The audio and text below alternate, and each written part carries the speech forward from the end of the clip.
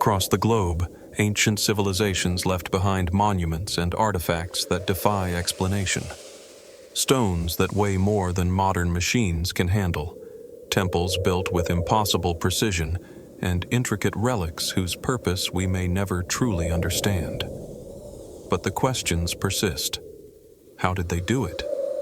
Why were these sites created, and what secrets do they hold about humanity's distant past? Join us as we dive deep into 3 hours of baffling archaeological mysteries that continue to elude even the most brilliant minds. The truth may be closer than we think, if we're willing to ask the right questions. Let's uncover the unknown. In the remote landscape of Orkney, Scotland, an ancient mound of earth rises quietly from the earth. The structure known as Maeshowe is not simply a burial chamber. It is a puzzle, a doorway into a time long past. Built around 2800 BC, it stands as one of the finest examples of Neolithic architecture in Europe. To the untrained eye, it might seem like just another weathered mound, an innocent relic of history, but the site holds far more than the eye can see.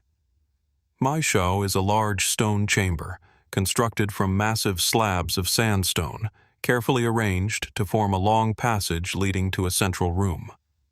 Its walls are adorned with intricate carvings, some of which appear to depict symbols that have yet to be fully understood.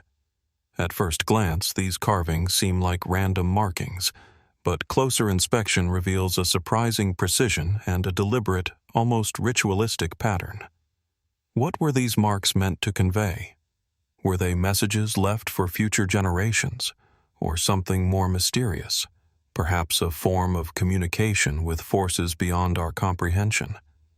The passage itself is a marvel of engineering. Its alignment with the solstices suggests a profound understanding of the heavens. Every winter solstice, the setting sun shines directly through the entrance of Maeshowe, illuminating the inner chamber in a way that would have been awe-inspiring to the people who built it.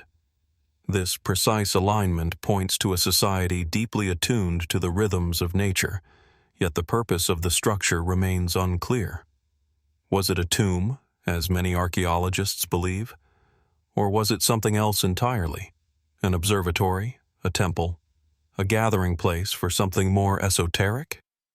Despite extensive research, scholars have been unable to fully explain the reasons behind Maeshowe's construction. Some argue that it was built as a burial site, a place where the dead could be honored and sent off into the afterlife. But there are anomalies that challenge this interpretation. For one, the chamber was never used for multiple burials. In fact, only a single body was found within the structure. The lack of additional human remains raises questions. Why build such an elaborate structure for one individual? And why, if this was a burial site, were there no grave goods or artifacts typically found in other Neolithic tombs? Adding to the intrigue, Maeshowe's passage has been the subject of much speculation. Its alignment with the sun during the solstice is an undeniable indicator of astronomical knowledge, but some have wondered whether the builders of Maeshowe were also following a more obscure and hidden purpose. Could the chamber have served as a place for celestial observation? Or was it a site of ancient rituals designed to connect with otherworldly forces? The carvings on the walls, which seem to depict not only geometric patterns but also mysterious symbols, have led some to theorize that Maeshowe was a site for communication with deities, or perhaps the stars themselves. Even more mysterious is the fact that the structure was not only built with remarkable precision, but also remarkably hidden. Maeshowe was deliberately covered and concealed with earth over time, making it difficult for later generations to find. Was this deliberate burial part of a larger cultural tradition, or was it meant to keep the secrets of the past hidden from those who came after? In the 19th century, Maeshowe was rediscovered, but the mystery of its true purpose remains unsolved. Some have speculated that the site may have been linked to the wider religious and astronomical practices of ancient European societies, while others have pointed to possible connections with similar structures found across the continent. from the megalithic tombs of Ireland to the standing stones of France. What do these commonalities suggest? Could there have been an ancient, widespread tradition of knowledge that spanned regions, connecting cultures in ways we have yet to fully comprehend? Some fringe theories suggest that Maeshowe could be connected to more extraordinary ideas, such as alien encounters or lost civilizations with advanced technology. While these ideas are far from mainstream, they speak to the power that this site holds over the imagination. Is it possible that the people who built Maeshowe had access to knowledge far beyond what we understand today? Or is it simply a reminder of the limits of our knowledge, the questions that still linger unanswered? Despite centuries of research, the true purpose of Maeshowe remains elusive. Is it a tomb, an observatory, or something else entirely? As time passes and the earth shifts, the stone walls of Maeshowe stand, guarding their secrets, leaving us to wonder, what else might be hidden beneath the surface, waiting to be uncovered? As we leave the misty, windswept hills of Orkney, another ancient site calls out to us from the depths of time, its enigma just as profound, its mysteries just as unyielding. Now, we journey to the banks of the Euphrates River, where the remains of the Ziggurat of Dur-Kurigalzu rise in the modern-day landscape of Iraq. Built around the 14th century BC by the Kassite kings, this towering structure stands as a testament to a civilization that thrived in a world long forgotten, yet its purpose and significance continue to perplex scholars to this day. The Ziggurat of Dur-Kurigalzu was once a colossal temple, dedicated to the chief god of the Kassites, Marduk. Like its more famous counterparts in ancient Mesopotamia, the ziggurat was a step pyramid, its broad, terraced levels reaching toward the sky, a physical representation of the god's domain. Originally, the structure would have been adorned with vibrant colored bricks, and from its highest point, priests and rulers could look out over the ancient city, as if standing between heaven and earth. But what makes this ziggurat so compelling, and why does it continue to intrigue us? For one, the scale of its construction is astounding. The ziggurat, though much smaller than the ones at Babylon or Ur, would have towered over the city of Dur-Kurigalzu, its steps leading upward in a sacred ascent. Yet, as impressive as its dimensions were, something about the site hints at a deeper, more hidden purpose, one that eludes modern understanding. The Kassites, who ruled over Babylon for nearly 4 centuries, are a mysterious people in their own right. Little is known about their origins, and even less about their beliefs and practices. Some scholars speculate that they were an indigenous group who rose to power in the wake of Babylon's fall, while others suggest they may have come from distant lands, perhaps even from the regions that would later become Persia or the steppes of Central Asia. Their culture remains largely shrouded in mystery, and much of what we know about them comes from the remnants of their architectural achievements, like the Ziggurat of Dur-Kurigalzu. At first glance, it seems clear that the ziggurat was meant to honor the gods. Its monumental size, its central location in the city, and its impressive design all point to a temple intended to host religious ceremonies and rituals. However, some scholars have raised questions about the purpose of such an extravagant structure. Why dedicate so much energy and resources to a building that may not have served a practical function? Was it simply a place for worship, or did it serve as something else? Perhaps a center for astronomical observation, or even a site for political power and control? As we dig deeper into the history of the ziggurat, we find that it was likely not just a religious center, but also a symbol of the Kassite king's divine right to rule. The ziggurat, with its towering presence, may have been a visual representation of the king's connection to the gods, an attempt to solidify his authority in the eyes of his subjects. The very act of building such a structure, an act that required immense resources, skilled labor, and vast coordination, could have been as much about politics and power as it was about devotion. However, as is often the case with ancient structures, there are elements of the Ziggurat of Dur-Kurigalzu that defy explanation. For instance, many of the inscriptions that once adorned the ziggurat have been lost to time. What messages did the Kassite rulers hope to convey through these texts? Some scholars believe these inscriptions contained vital information about the rituals performed at the site, or perhaps they were records of the king's deeds and achievements meant to immortalize their reigns for future generations. But without these texts, we are left to wonder whether the ziggurat's true purpose can ever be fully understood. Moreover, the ziggurat's construction raises further questions about the capabilities of the Kassite civilization. The precision with which the structure was built, along with the advanced techniques used in its construction, suggests a level of sophistication that modern scholars have yet to fully grasp. Was the Kassite people's knowledge of engineering and architecture simply ahead of its time, or did they possess techniques that have since been lost? Some fringe theories even suggest that the Kassites may have had access to lost technologies or forgotten wisdom, knowledge passed down from an earlier civilization that has since disappeared from the historical record. While these theories remain speculative, they point to an intriguing possibility that the ancient world may have been far more advanced than we tend to assume. Another aspect of the ziggurat that fuels its mystique is the mystery surrounding its eventual abandonment.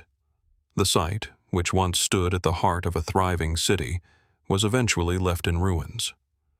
But what caused the Kassite civilization to decline, and why did Dur-Kurigalzu fade into obscurity? Was it the result of political upheaval, invasions, or the shifting tides of history? Or could there have been other, more obscure factors at play, factors that might have affected the very foundation of the ziggurat itself?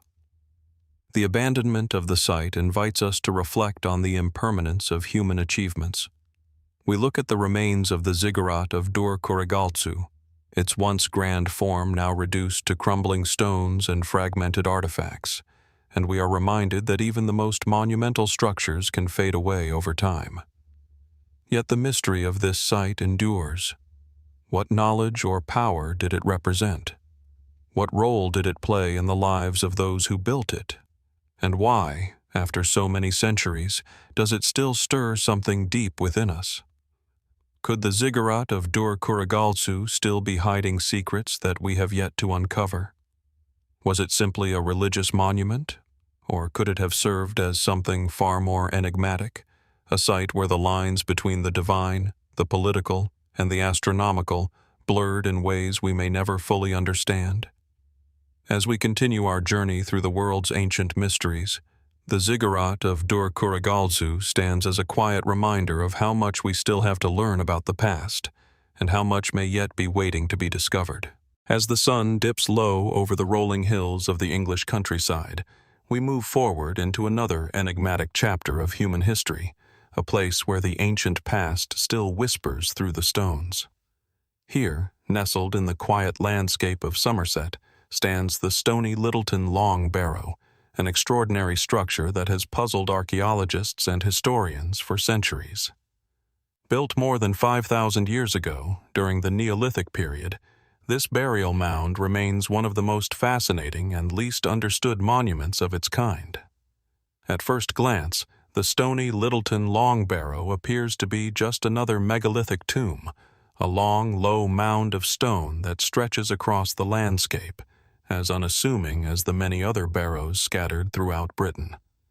But as you approach this particular barrow, something sets it apart.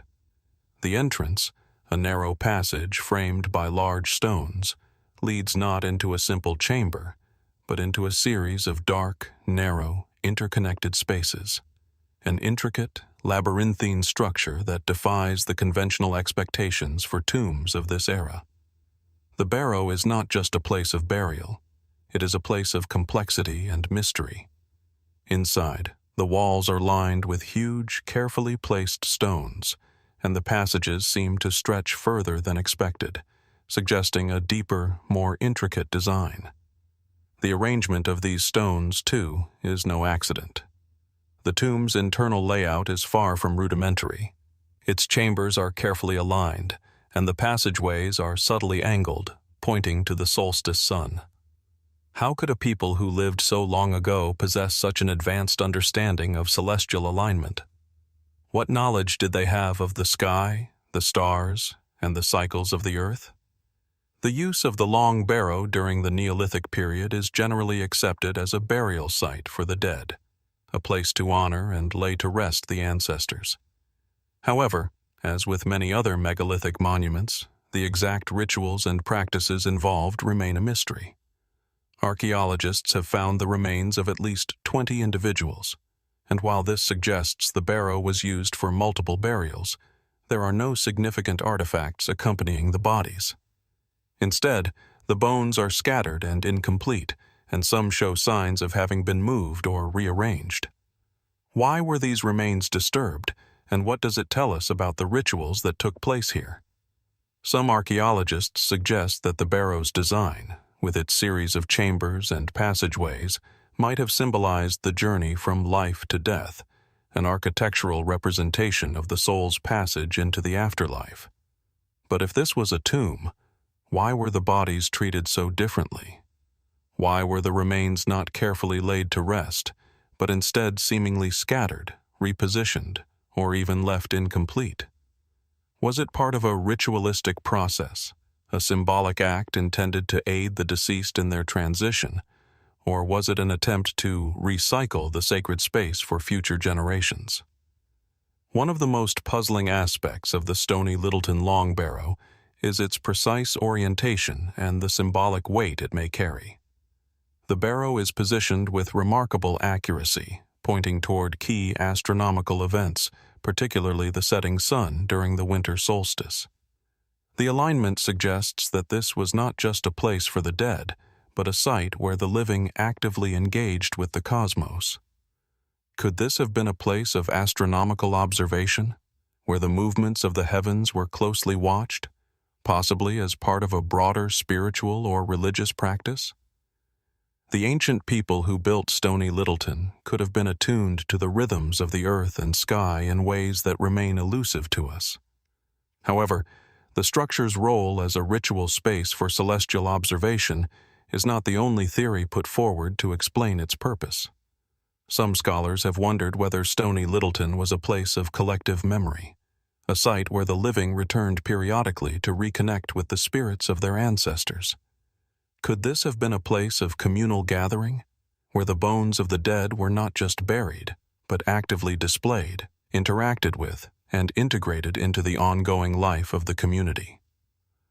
Despite the compelling evidence of its ritualistic and spiritual significance, there are those who suggest more speculative theories. Some believe that the Long Barrow could be linked to the concept of ancient sacred geometry, with its carefully arranged passageways and precise alignments representing a form of knowledge passed down by a mysterious group of people, perhaps a lost civilization, or even a group with access to secret esoteric wisdom. These ideas, while far from mainstream, invite us to reconsider the full scope of ancient human knowledge, and whether the true purpose of structures like Stony Littleton is something that stretches beyond our current understanding of history. Another intriguing element of the Stony Littleton Long Barrow is the question of its continued significance in the local area. While it has been a source of fascination for archaeologists, the barrow has also played a role in folklore and local legend. For centuries, the barrow was seen as a sacred site, one that was connected to local stories of the dead and the supernatural. Did these stories reflect an ancient memory of its original purpose, or were they later fabrications inspired by the barrow's mysterious presence in the landscape? The alignment of the Stony Littleton Long Barrow with celestial events also brings to mind other ancient structures from around the world, which seem to share similar architectural and spiritual features. Sites like the Great Pyramids of Giza, the standing stones of Stonehenge, and the mysterious tombs of the early cultures of the Near East all demonstrate an acute awareness of the cosmos. Could there have been a shared pan-regional understanding of the heavens, passed down through generations of cultures long separated by geography and time? Or is it possible that, like the celestial alignment of the Stony Littleton Long Barrow, these structures point to a more universal truth about humanity's eternal search for meaning in the stars. Even after centuries of research, the stony Littleton Long Barrow remains shrouded in mystery. What rituals were performed here, and why were the dead treated so differently? Was this structure a place of astronomical observation, or a temple of sorts? A place where the boundaries between life and death, the earthly and the divine, were blurred.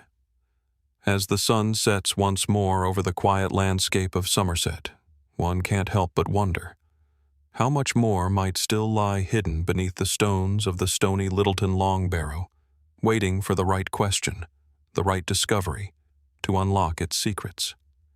The answers, it seems, may still be just out of reach. As we leave behind the intricate symbolic landscapes of stony Littleton, we now find ourselves in the rugged, windswept beauty of Brittany, France, where another ancient site stands, cloaked in mystery and time.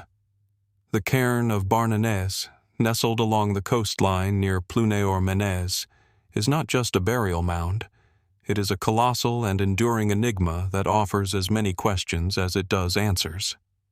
Standing as one of the oldest megalithic monuments in Europe, its purpose, construction, and meaning remain shrouded in mystery, despite its size and prominence.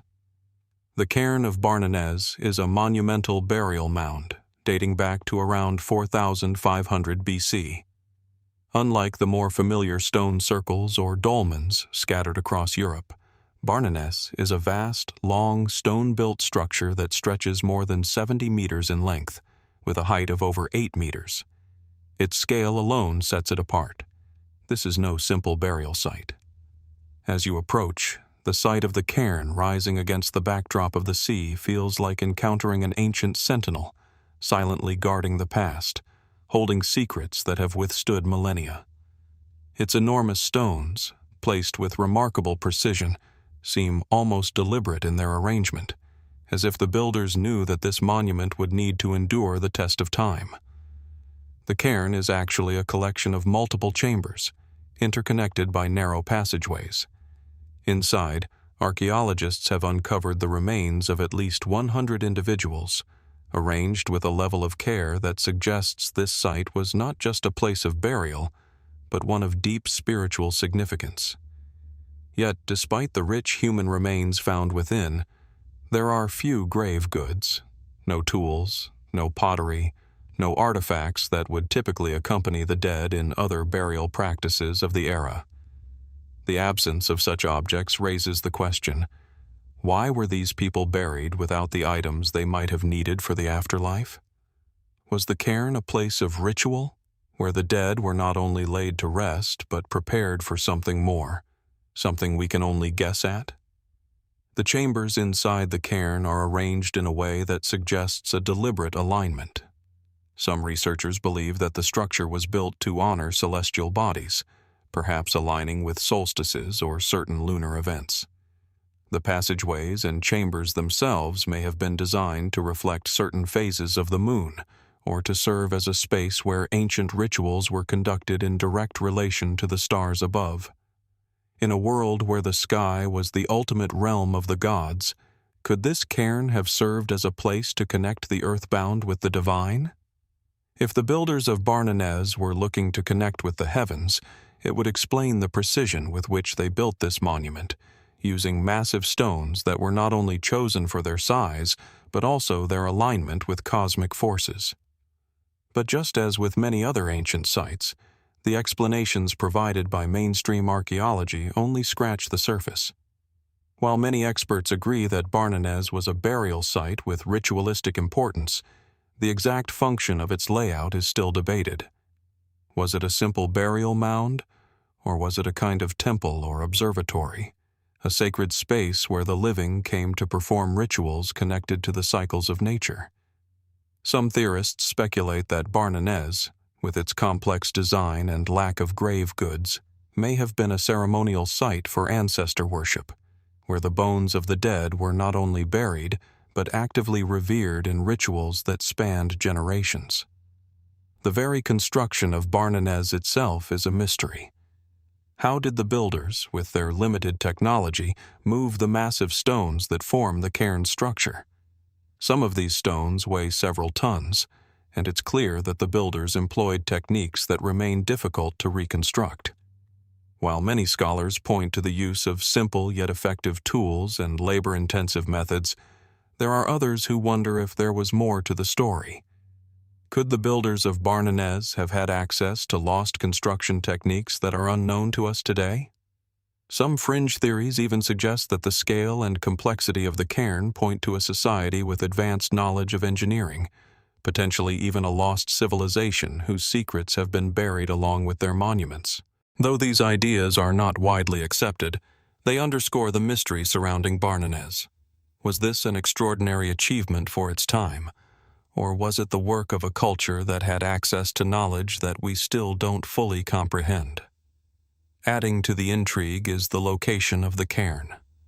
Barnenez is situated on the Brittany coast, where the land meets the sea, a landscape that, in ancient times, would have been viewed as liminal, where the world of the living and the world of the dead could meet. The connection between water and death is a powerful one in many ancient cultures. The sea, ever-changing, mysterious, and vast, has often been seen as a symbol of transition, both between life and death and between worlds. Was the cairn of Barnenez built by people who shared a similar belief, that the ocean was a boundary, a threshold between the earthly realm and the realm of the divine? While mainstream archaeology offers a plausible explanation for the cairn's function, the site continues to elude complete understanding. The lack of accompanying artifacts, the complex layout, and the eerie precision of its construction all suggest a depth of meaning that goes beyond the purely functional. Was Barnenez merely a burial site, or was it a focal point for something more esoteric, an early observatory, a place of initiation, or even a space where the living communicated with the dead? Was it, in essence, a bridge between two worlds, constructed not just for the dead, but for the living as well? And then there is the mystery of its creators.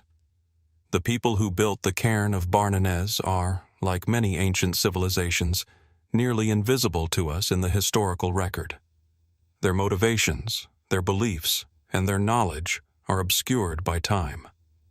Who were they, and why did they invest so much effort into creating such a colossal structure? Was Barnenez a part of a greater spiritual or religious tradition, one that spanned across the British Isles and beyond? Or was it a unique creation, driven by the specific needs and beliefs of this one community?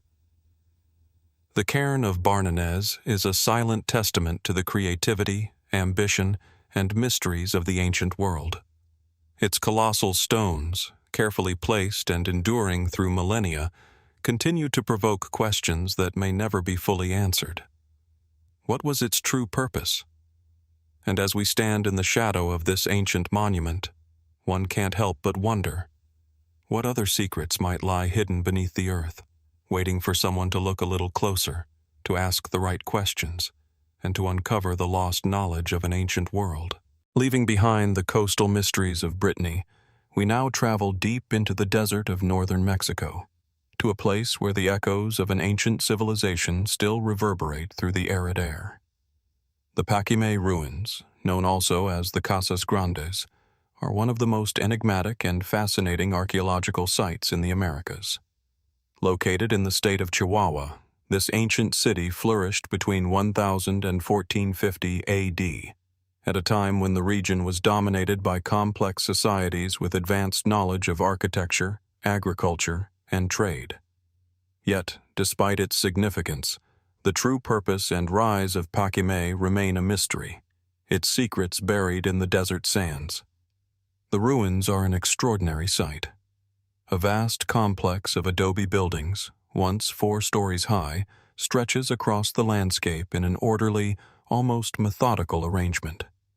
The remnants of towering walls, plazas, and ceremonial chambers tell of a civilization that had mastered the art of building in the harsh desert environment. The architecture is striking, perfectly aligned, with geometric precision and made from the sun-dried mud bricks that still stand resilient against time's slow erosion. What's more remarkable is the design itself. The city was laid out with a remarkable sense of planning, its structures clustered around a central plaza, with wide, open spaces that seemed to echo a sense of ritualistic purpose. Paquimé was, at its height, a thriving urban center. Its walls, intricately decorated with murals and carvings, tell stories of a people whose culture was deeply intertwined with the natural world. Scholars believe that the people of Paquimé had an extensive trade network, reaching as far as Central and South America. Exotic goods, including feathers, shells, and turquoise, were brought to the city from distant lands, suggesting that Paquimé was a hub for commerce and cultural exchange. Yet, despite its prosperity, something about Paquimé doesn't quite fit with the conventional understanding of ancient North American societies. One of the most intriguing aspects of Paquimé is its highly structured layout, which differs significantly from other contemporary cultures in the Americas. The city's planners employed sophisticated engineering techniques to make the best use of available resources, and the buildings were aligned with cardinal directions, a feature that hints at a deeper, perhaps spiritual significance. Was this careful planning the result of purely practical concerns, or was there a more symbolic purpose behind the design? Some experts suggest that Paquimé may have been constructed with astronomical knowledge in mind, with the city's layout corresponding to the cycles of the sun, moon, and stars. Was the city designed to serve as an observatory or a ceremonial site, with its architecture serving as a form of cosmic alignment? As with many ancient sites, the exact function of Paquimé remains uncertain. Some scholars believe it was a center for religious worship, a place where rituals were performed to honor the gods. Evidence of ceremonial chambers and large open plazas suggests that the city may have been a site for public gatherings and ritualistic activities.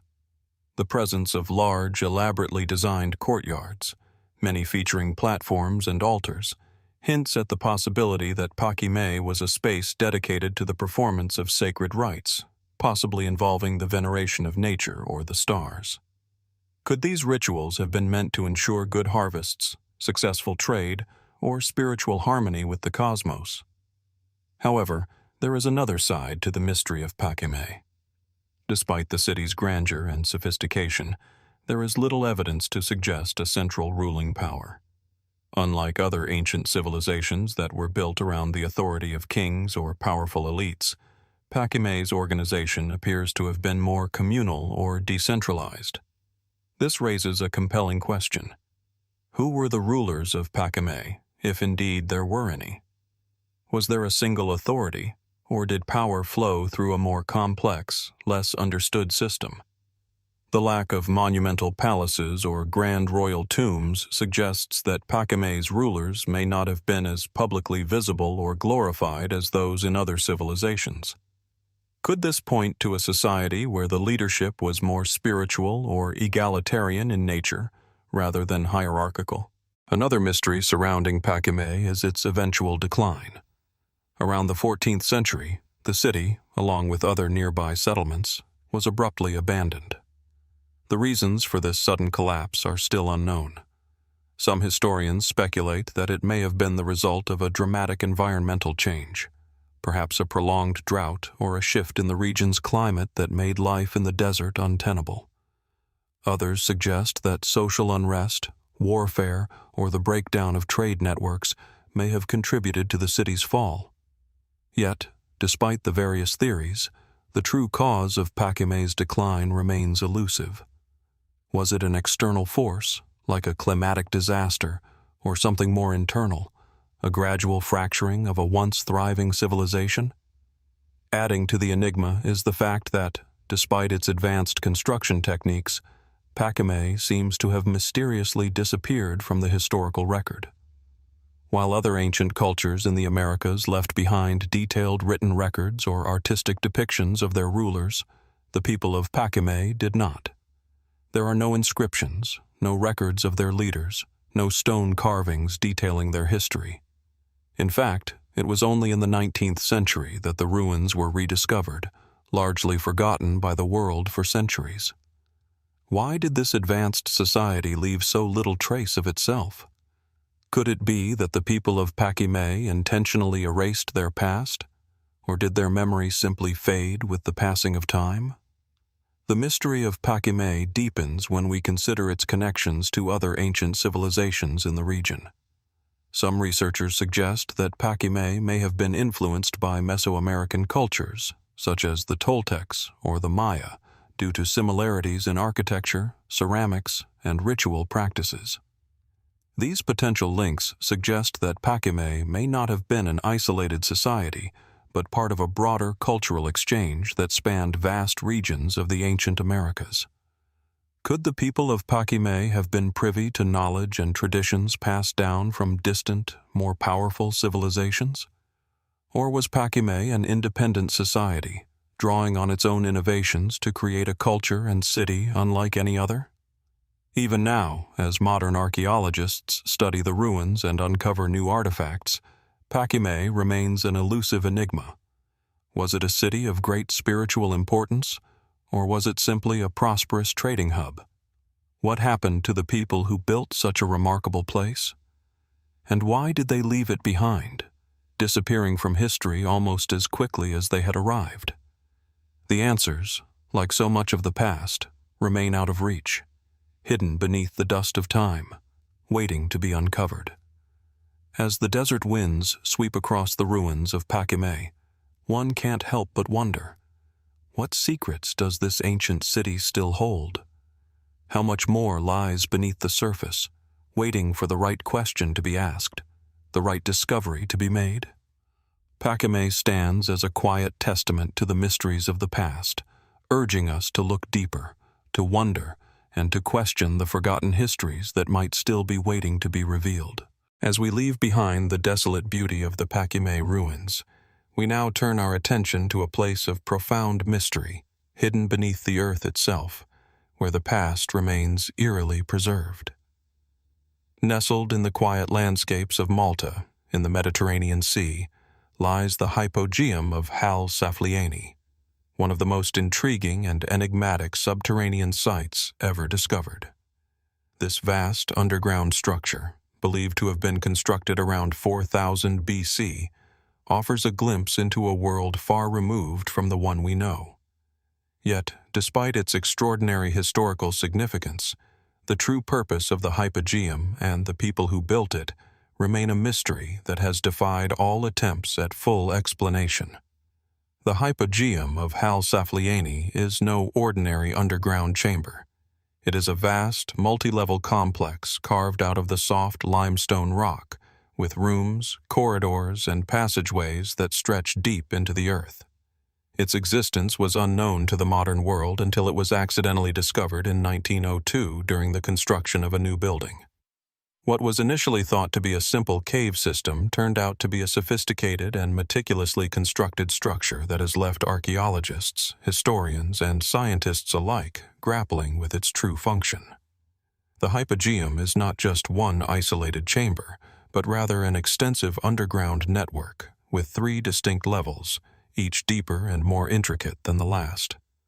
The walls of this subterranean labyrinth are adorned with delicate carvings, some of which depict spirals and motifs that hint at a culture deeply in tune with symbolic and spiritual practices.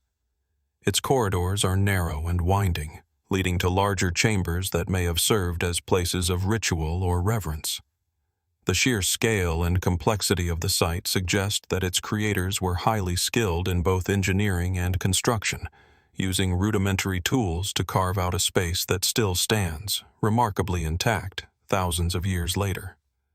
What is most striking about the Hypogeum is the mystery of its purpose. It is widely believed to have served as a religious or funerary site, perhaps a burial place for the elites, or a center for ancient rites. Evidence of this is found in the numerous human remains uncovered within the complex, many of which show signs of being carefully laid to rest, suggesting that the Hypogeum was indeed a sacred space. but the exact nature of the rituals conducted here remains unknown.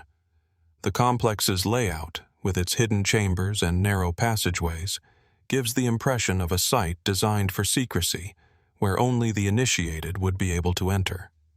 Was it a place for the living to commune with the dead, or was it a space where the boundaries between the two realms were intentionally blurred? What makes the Hypogeum even more puzzling, however, are the numerous unexplained features found within the site. One of the most remarkable elements is the acoustics. Some chambers, notably the so-called oracle room, are capable of amplifying sound in strange and unnatural ways. It has been noted that a person speaking in a low voice in these rooms can be heard clearly throughout the complex, while sounds can seem distorted or altered depending on the speaker's location. This phenomenon raises intriguing questions. Was the acoustics of the Hypogeum designed for ritualistic purposes, perhaps to create an atmosphere of awe and reverence? Could the voices of priests or ritual leaders have been amplified in ways that helped to induce trance-like states or spiritual experiences for those present? Was the sound manipulation a deliberate attempt to communicate with unseen forces? Or could it have been an effect of the building's design, an unintended consequence of a sophisticated yet poorly understood architectural style? Equally mysterious are the remains of several statues and figurines found within the Hypogeum, including the famous Sleeping Lady, a small carved figure that seems to depict a reclining female form. This figurine, which was discovered in one of the burial chambers, is thought to represent a goddess or an important female deity, possibly associated with fertility or the afterlife. Yet, the lack of other similarly well-preserved artifacts and the scarcity of written records leave us with little to go on.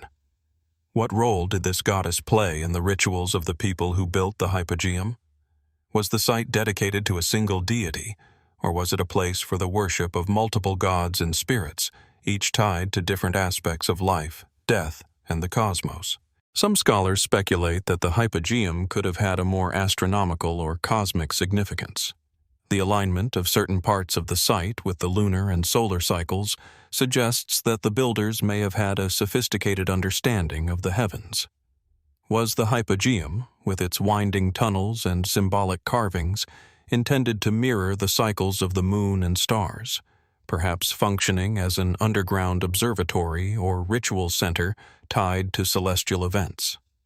The idea that the Hypogeum was a space for astronomical observation or a site for conducting rituals connected to the cosmos is compelling, but it remains, like many other aspects of the structure, speculative.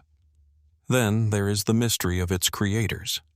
Little is known about the people who built the Hypogeum. The site predates recorded history on Malta, and the culture that constructed it remains almost entirely anonymous. Some believe the builders were part of a Neolithic society that lived on the island, while others argue that the site could be evidence of a more advanced, possibly even lost, civilization. Were these people the ancestors of the later Bronze Age cultures of Malta, or were they part of a completely different group whose knowledge and practices were far more complex than we give them credit for? The lack of written records from this era means we can only speculate about the identity and beliefs of the people who constructed such an extraordinary monument. Perhaps most unsettling is the question of why the Hypogeum was abandoned. At some point, likely after its construction and use for several centuries, the complex seems to have been sealed and left to the ages. The entrances were blocked off, and the chambers remained hidden for millennia until their rediscovery in the early 20th century. Why was this vast, carefully constructed space so suddenly abandoned? Did the people who built it have a reason to hide it away? Or was there a more mundane explanation, such as a shift in religious practices or the decline of the civilization that built it? Or could there have been something more mysterious at play, something that led the people to abandon the site and its sacred purpose? The Hypogeum of Ħal-Saflieni remains one of the greatest archaeological mysteries of the ancient world. Its true purpose, the nature of its creators, and the reasons for its abandonment are still unknown, leaving us with only fragments of clues and an endless series of questions. As we stand at the threshold of this subterranean world, we are reminded that there is still much about the ancient past that eludes our understanding.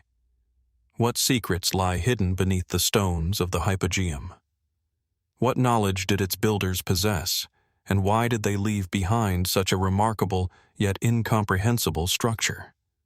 The answers, it seems, are still buried in the silence of the earth, waiting to be uncovered, if we are only able to listen closely enough. As we leave behind the depths of the Hypogeum and its ancient subterranean mysteries, we now journey eastward to the lush, misty highlands of central Java, Indonesia. Here, hidden in the foothills of Mount Lawu, lies a site that is as mysterious as it is unique, the Candi Sukuh. Unlike any other temple in the region, this 15th-century Hindu temple complex stands as a curious enigma, challenging our understanding of ancient spirituality, art, and culture.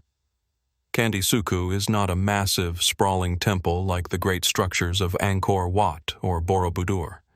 Instead, it is a compact, atmospheric site that exudes a sense of mystery and intrigue.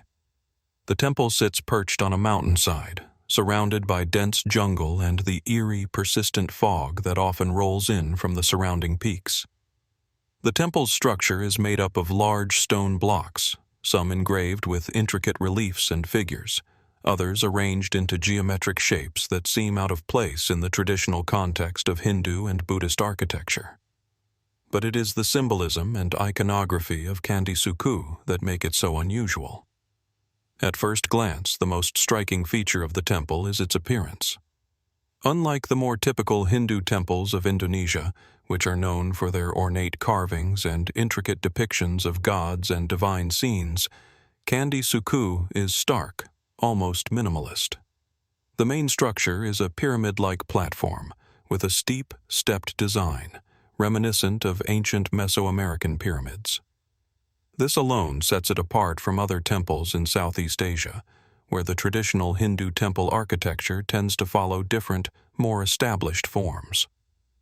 The pyramid shape suggests a potential connection to cultures far removed from Southeast Asia, cultures that also built towering structures as a way to reach the heavens. Could this design be a coincidence?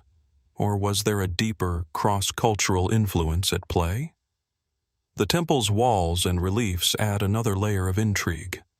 Several of the carvings depict phallic symbols, some of which are quite explicit, suggesting a connection to fertility or creation.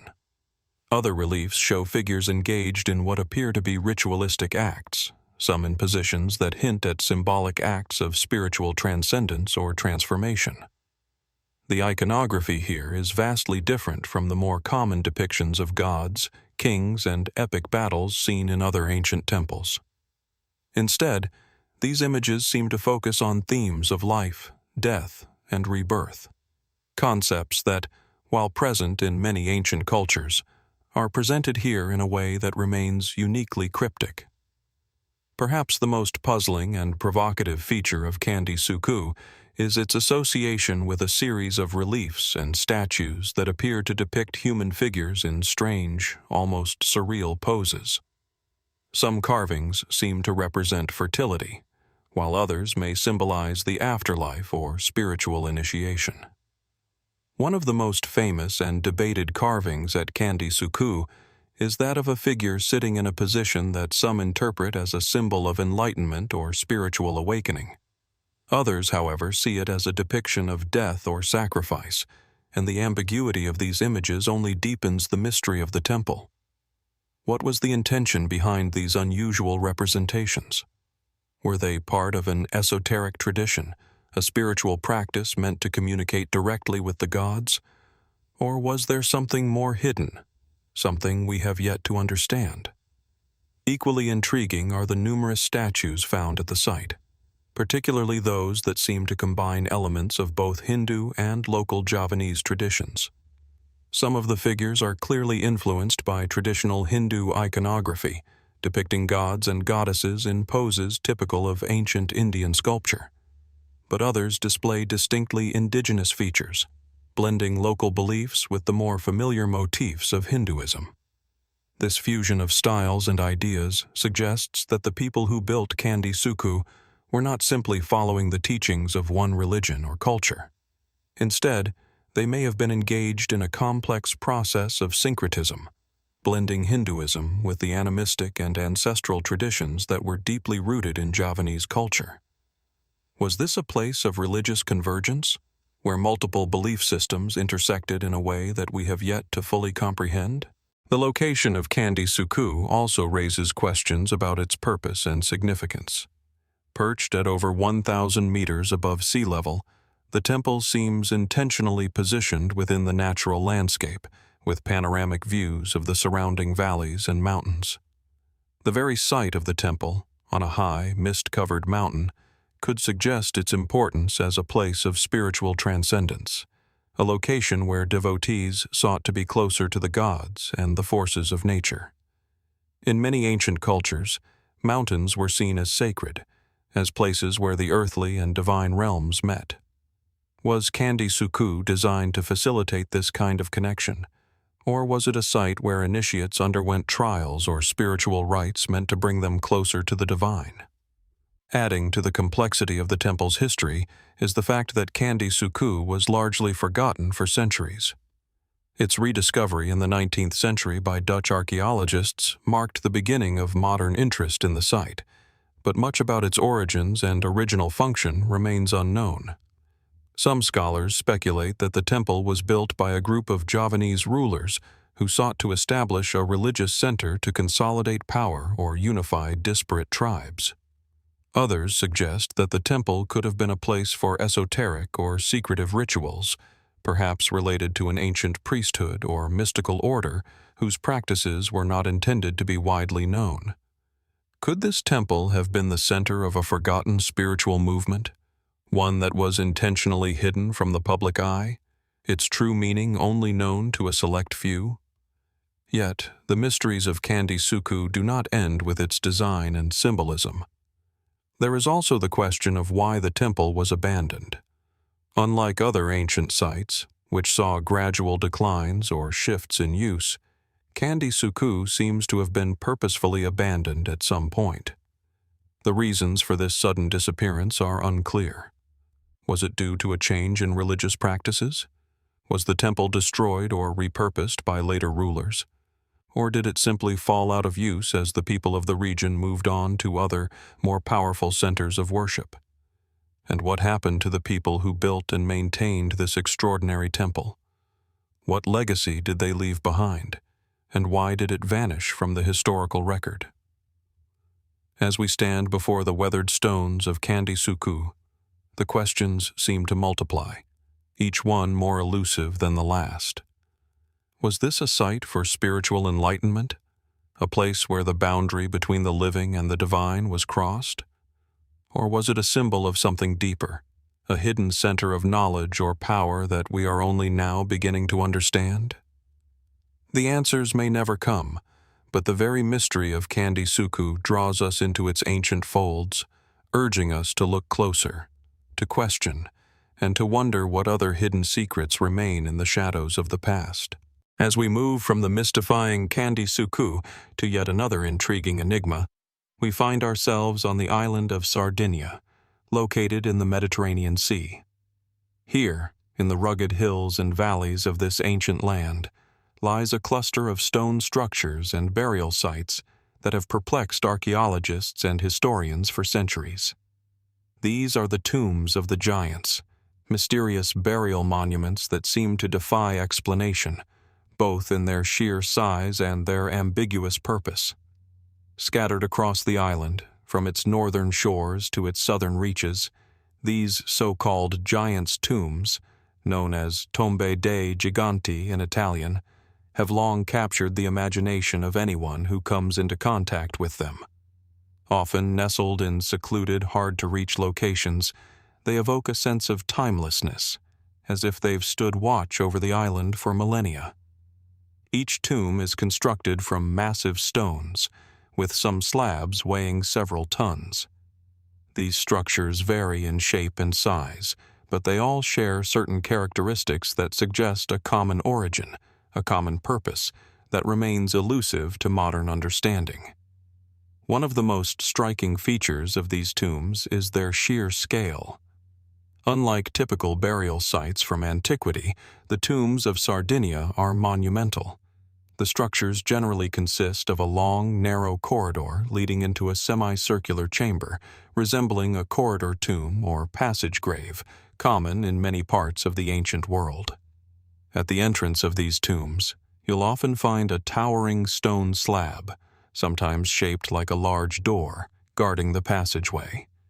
The tombstones are carefully placed to form a sloping roof, reminiscent of a beehive, making them visually similar to the beehive-shaped Tholos tombs of Greece. As you approach these tombs, you can't help but wonder, why were these enormous stones used, and what did the people who built these tombs believe about death and the afterlife? The scale alone suggests something more than a simple burial site. These tombs seem to have been built with great reverence, a desire to honor the dead in a manner that transcended the ordinary. And yet, the people who built them, the so-called Nuragic civilization, left behind no written records. The tombs stand as silent monuments to a culture that remains largely mysterious. The tombs are believed to date back to the Nuragic period of Sardinia, roughly between 1800 BC and 500 BC. This was a time when the island was inhabited by the Nuragic people, whose name derives from the Nurag, the characteristic stone towers they constructed across the island.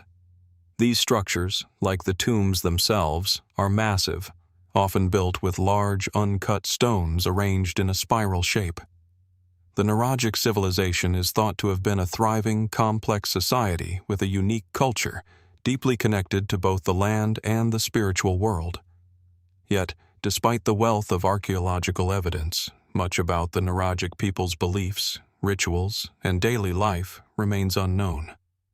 Among the most intriguing elements of the tombs is their association with giants.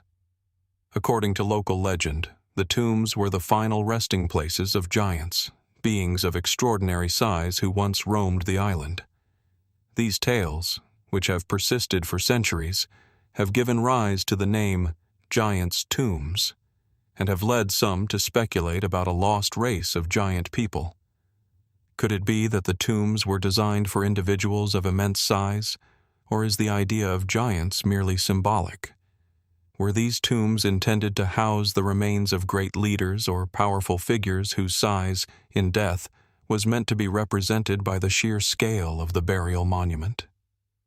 Mainstream archaeology, of course, dismisses the notion of literal giants. The tombs, it is believed, were built for the elites of the Nuragic society, perhaps kings or chieftains, whose importance was reflected in the grandeur of their tombs.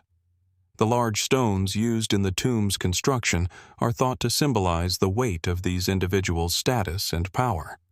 However, this theory does little to explain the cultural significance of these burial sites. Why were the tombs built so extravagantly? Why was so much effort put into ensuring that the tombs remained intact for thousands of years, through earthquakes, invasions, and the ravages of time? Another question that looms over these ancient burial sites is their connection to the landscape. The tombs are often positioned with great care, placed in locations that provide expansive views of the surrounding terrain. Some scholars suggest that the placement of the tombs was deliberate, intended to align with celestial events such as the solstices or equinoxes. The fact that some of the tombs are oriented toward specific points in the sky suggests that the Nuragic people had a deep understanding of astronomy. Were the tombs designed to act as astronomical observatories, or perhaps as markers for ritualistic ceremonies tied to celestial cycles? Did the alignment of these tombs with the stars and sun serve a symbolic function, creating a link between the earthly realm and the divine? Adding to the mystery is the fact that many of the tombs seem to have been reused over time. Archaeologists have discovered multiple layers of burials within the same tombs, suggesting that they were not simply single-use graves, but rather communal sites where families or whole tribes returned to honor their ancestors. Some tombs even appear to have been deliberately sealed and then reopened, which raises further questions. Did this reuse of tombs reflect a continuing reverence for the ancestors, a belief in the enduring power of the dead? Or was it a way to preserve the sacredness of the site, to ensure that the tombs would continue to be a focal point for future generations? Despite these theories, there are still many aspects of the tombs that remain unexplained. For example, why are some tombs so far removed from any known settlements? Was it a ritualistic choice to position the tombs in isolated, hard-to-reach areas? Did the people of Sardinia believe that the dead needed to be placed in specific locations, away from the living, so that the spirits could properly pass into the afterlife? Or was there a more practical reason for these isolated tombs, perhaps related to the preservation of the remains, or a belief in the power of certain locations? Perhaps the most unsettling question of all is what, if anything, remains hidden beneath these massive stones. Though much of the surface of these tombs has been explored and studied, no one knows for sure what might still lie beneath. Could there be more elaborate burial chambers, with treasures or objects of significance that have yet to be uncovered? Could there be artifacts that will finally provide the key to understanding the true purpose of the giants' tombs? Or might there be secrets buried even deeper, evidence of a lost civilization, a forgotten spiritual practice, or a connection to cultures that we have yet to discover? As we stand before the silent, towering stone tombs of Sardinia, we are reminded that the past is never truly gone. It waits, hidden beneath layers of earth and time, and it beckons us to uncover its secrets. The giants' tombs stand as a testament to the mystery of human existence, to the desire to honor the dead and to understand our place in the cosmos. What truths do these ancient stones hold? And what, if anything, will we discover when we finally peel back the layers of history to look beneath them? These questions remain unanswered, and the giants' tombs stand, as they always have, waiting for us to find the key to unlocking their final mystery. As we leave behind the enigmatic tombs of Sardinia, we now turn our gaze westward to the vast and sun-scorched plains of northwestern Argentina. Here, in the foothills of the Andes, lies a site that speaks of resilience, mystery, and a forgotten past, the Quilmes Ruins. Nestled in the Argentine province of Tucumán, the Quilmes archaeological complex is one of the most remarkable remnants of pre-Columbian civilization in South America. But despite its considerable size and historical significance, the true story of the Quilmes people remains shrouded in mystery. The Quilmes Ruins are not just a single structure or a small cluster of buildings, but an expansive site spread over several hectares of land. At the heart of the ruins lies a sprawling complex of terraces, stone walls, and ancient pathways that wind their way up the hillside. These terraces, which once held the homes of the Quilmes people, rise in concentric levels, creating a dramatic, multi-layered effect as they ascend the mountain. The site is both awe-inspiring and humbling, an ancient civilization that once flourished here, their structures built with a skill that allowed them to withstand centuries of erosion and weathering. And yet, the true purpose of these architectural wonders remains elusive. The Quilmes people are believed to have been a part of the larger Diaguita culture, who inhabited the Andean foothills long before the Spanish arrived in South America. Their society was highly organized, with complex agricultural systems, intricate pottery, and a rich oral tradition. Evidence of their existence dates back to around 1000 BC, but it was between 900 AD and 1600 AD that the Quilmes reached their peak. At this time, they built the massive stone settlements that would eventually become the Quilmes Ruins. What makes the Quilmes Ruins especially intriguing is their sheer scale and strategic location. The site is perched high on the slopes of a mountain, offering commanding views of the surrounding valley below. This elevated position suggests that the Quilmes were keenly aware of the importance of defense and control over their territory. Some scholars believe that the site was not just a settlement, but a fortress, built to protect the Quilmes from rival groups or external invaders. The site's defensive walls, which encircle the settlement like a protective barrier, reinforce this theory. But who exactly were the Quilmes defending themselves from, and why was such a stronghold necessary in the first place? The most significant event in the history of the Quilmes people is their eventual defeat and forced relocation by the Spanish in the 17th century.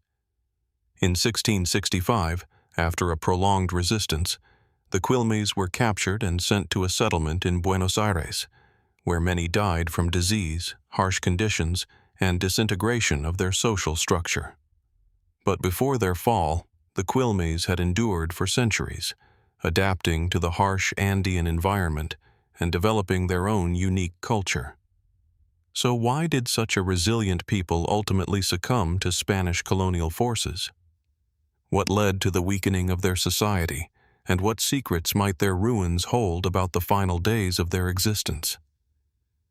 One of the most puzzling aspects of the Quilmes ruins is the way in which the settlement was constructed. The terraces and walls, while functional and practical, also display a level of artistry and design that suggests a deeper cultural significance. The stones used to build the structures are not simply piled up in a haphazard fashion. They are carefully selected, shaped, and arranged in a way that speaks to an advanced understanding of engineering. Could the Quilmes have had access to knowledge or techniques that we have yet to uncover? Were they influenced by other, more advanced cultures of the Andean region, such as the Incas, or did they develop their own unique approach to architecture?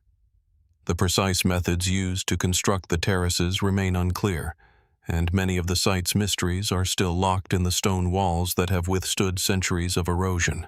Beyond the practical aspects of their architecture, the ruins also bear traces of the spiritual life of the Quilmes people.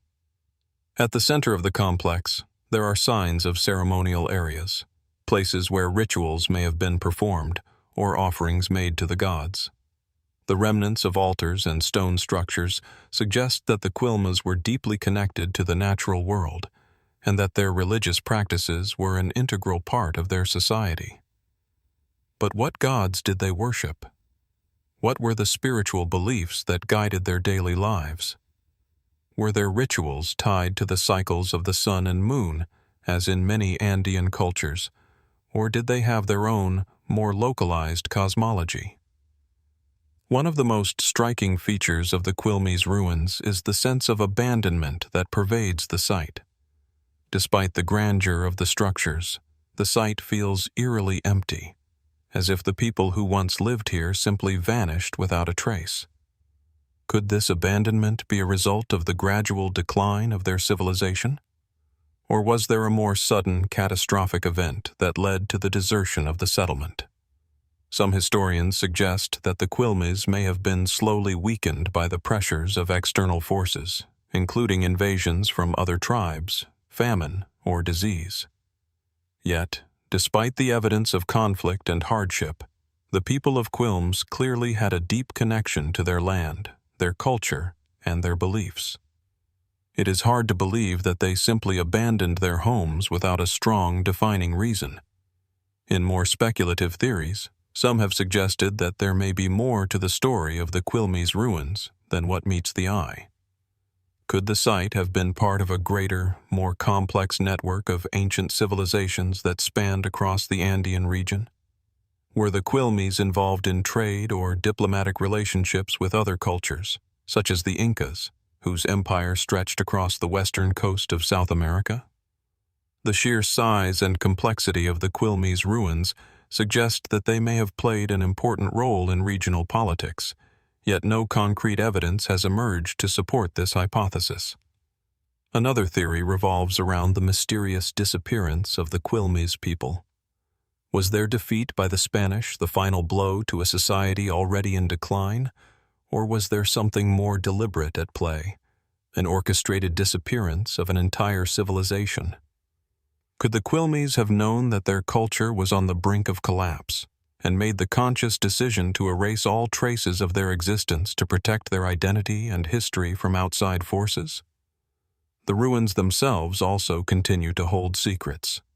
Excavations at the site have uncovered a wealth of artifacts, from pottery and tools to burial remains, offering a glimpse into the daily lives of the Quilmes.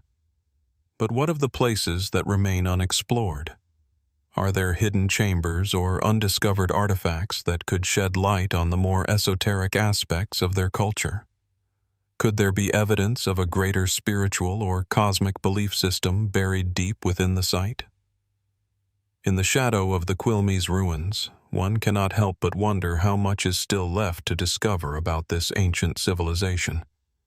The questions about their origins, their way of life, and their ultimate fate are still unanswered, their stories told only in fragments. And so, as we look out over the silent terraces, we are reminded that even in the ruins of a once great civilization, there is much that still eludes our understanding. What mysteries lie hidden beneath the dust of time, waiting to be uncovered? What truths about the Quilmes people remain buried in the stones, waiting for us to listen, to uncover, and to understand? The answers, it seems, are still out there, waiting for us to find them. As we move from the windswept plains of the Quilmes Ruins, we turn our attention now to the heart of the Andean highlands, where one of the most mysterious and awe-inspiring ancient sites on Earth stands, the Akapana Pyramid at Tiahuanaco. Situated near the shores of Lake Titicaca, at an altitude of over 12,000 feet, Tiahuanaco was once the center of an enigmatic civilization, one that left behind monumental structures, advanced knowledge of astronomy, and a profound sense of mystery that continues to captivate researchers to this day. The Akapana Pyramid, a striking step pyramid at the center of the Tiahuanaco complex, looms over the surrounding landscape like a silent sentinel. This massive structure is an architectural marvel, built from precisely cut stones that fit together so tightly that not even a knife blade can pass through the seams. The pyramid itself is not simply a singular, isolated monument, but rather part of a vast, carefully planned complex that includes vast ceremonial platforms, gateways, and sculpted stone heads, each piece contributing to the air of otherworldly reverence that still permeates the site. The pyramid is made up of several terraces, which rise in a stepped formation, with each level progressively smaller than the one below it. At the summit of the pyramid, researchers have found evidence of large stone platforms, where it is believed that religious ceremonies or astronomical observations may have taken place. The precision with which the pyramid was constructed suggests that its builders had not only advanced engineering skills, but also a deep understanding of the cosmos. The alignment of the Akapana Pyramid, like many ancient structures, raises questions. Was it built with a specific celestial event in mind? Was it designed to align with the movements of the stars, the sun, or the moon? Or did the Akapana Pyramid serve as a cosmic symbol, a representation of the cycles of life, death, and rebirth that were central to the beliefs of the Tiahuanaco people? Despite the fact that Tiahuanaco is widely considered one of the most important archaeological sites in the Americas, much about the civilization that built it remains elusive. Tiahuanaco's origins are still the subject of intense debate among scholars. Some argue that the site was built by the Tiahuanaco people themselves, who flourished in the area around 500 BC to 1000 AD. Others speculate that it was constructed by an earlier, unknown civilization, one that might have had a knowledge of advanced engineering and astronomy far beyond what we typically associate with pre-Columbian cultures. The mainstream view holds that the Tiahuanaco civilization was a relatively isolated society, whose rise and fall were influenced by factors such as agriculture, trade, and the political dynamics of the Andean region. However, the sheer scale of the Akapana Pyramid and the other structures at Tiahuanaco challenges this simple narrative. Could a civilization that was relatively primitive by today's standards have built such a monument? The size and complexity of the pyramid, as well as the advanced stone-cutting techniques used in its construction, suggest that the Tiahuanaco people were not only capable builders, but also highly skilled astronomers, engineers, and planners. Were these abilities passed down from an earlier civilization, or were they developed independently by the Tiahuanaco people? The stones used to build the Akapana pyramid are another source of intrigue. They are not just large, but perfectly cut, with an almost unnatural precision. Some stones weigh several tons, and yet they fit together with such precision that it is almost impossible to insert even the thinnest object between them. The exact methods used to cut and move these massive stones remain a mystery. Did the Tiahuanaco people possess advanced tools or techniques that have been lost to history? Or did they use simple but effective methods, such as ramps and levers, to move and position the stones? Some fringe theories suggest that the Tiahuanaco civilization might have had access to technologies that were far more advanced than anything we can imagine, possibly even tools that have since been forgotten or lost. Adding to the mystery of the Akapana pyramid is the fact that it seems to have been deliberately buried or abandoned. When the Spanish arrived in the Andes in the 16th century, the site was already in a state of ruin. Archaeological evidence suggests that at some point before the arrival of the Europeans, the pyramid was covered in earth, perhaps as part of a ritual or an effort to conceal it from outsiders. This deliberate burial has led to speculation about the true purpose of the Akapana pyramid. Was it meant to be hidden, or was its abandonment part of a larger cultural shift? Did the Tiahuanaco civilization decline so rapidly that they felt the need to obscure the site? Or did the pyramid serve a purpose that transcended mere physical structure, becoming a metaphor for something much deeper? The site's most famous feature is the Gate of the Sun, a large, intricately carved stone gateway that stands as a testament to the architectural skill of the Tiahuanaco people.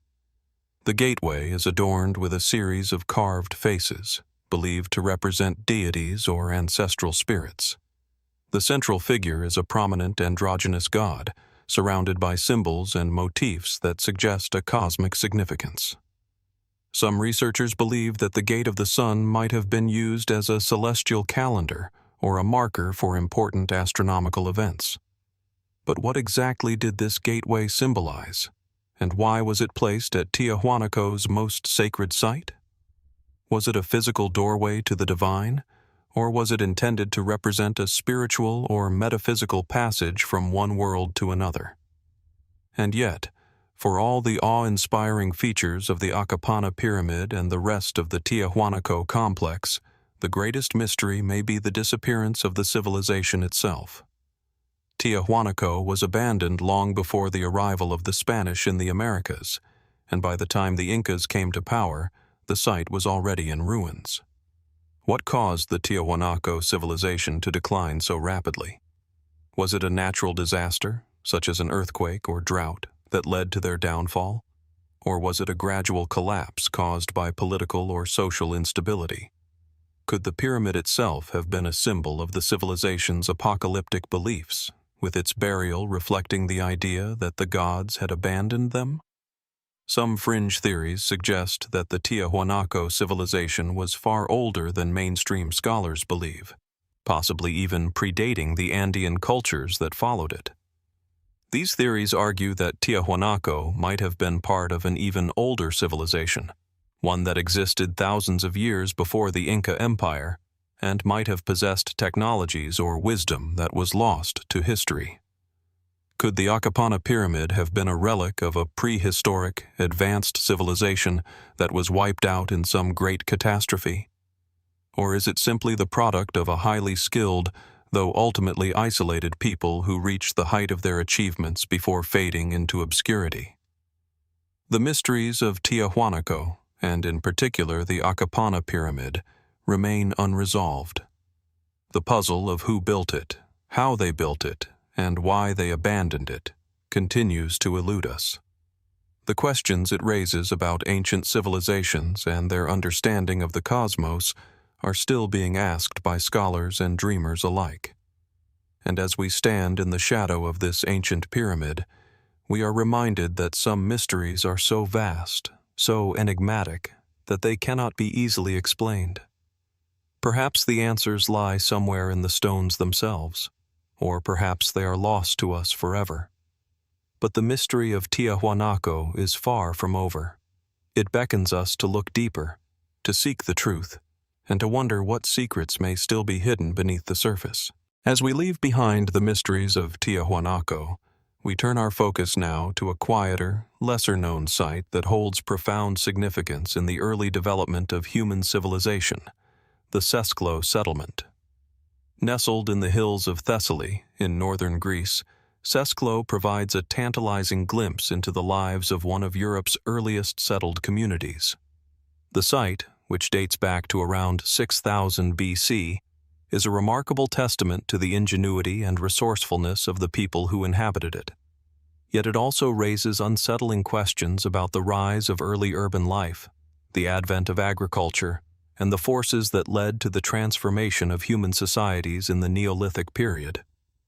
When you first step into the remains of Sesklo, the landscape feels timeless, as though it has quietly witnessed the unfolding of history over millennia.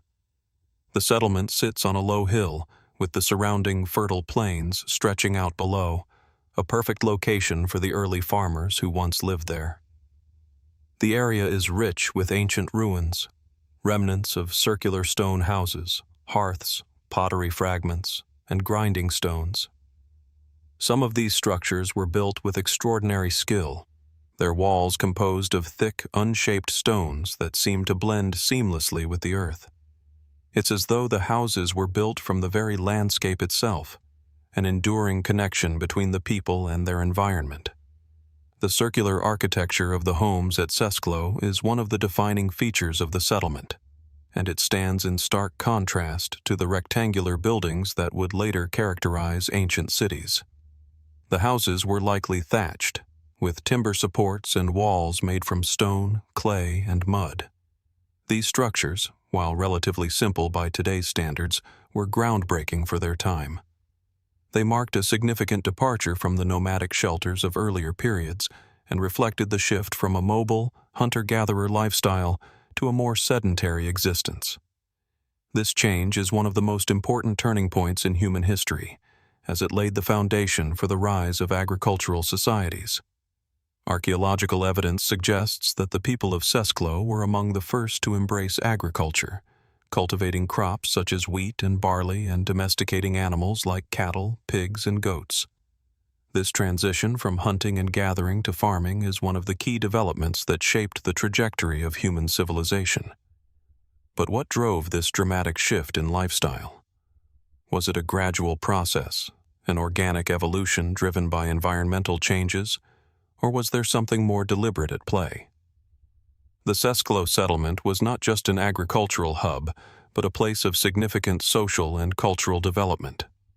Excavations have revealed a range of artifacts that suggest a well-organized society, with a focus on craft production, trade, and the creation of decorative objects.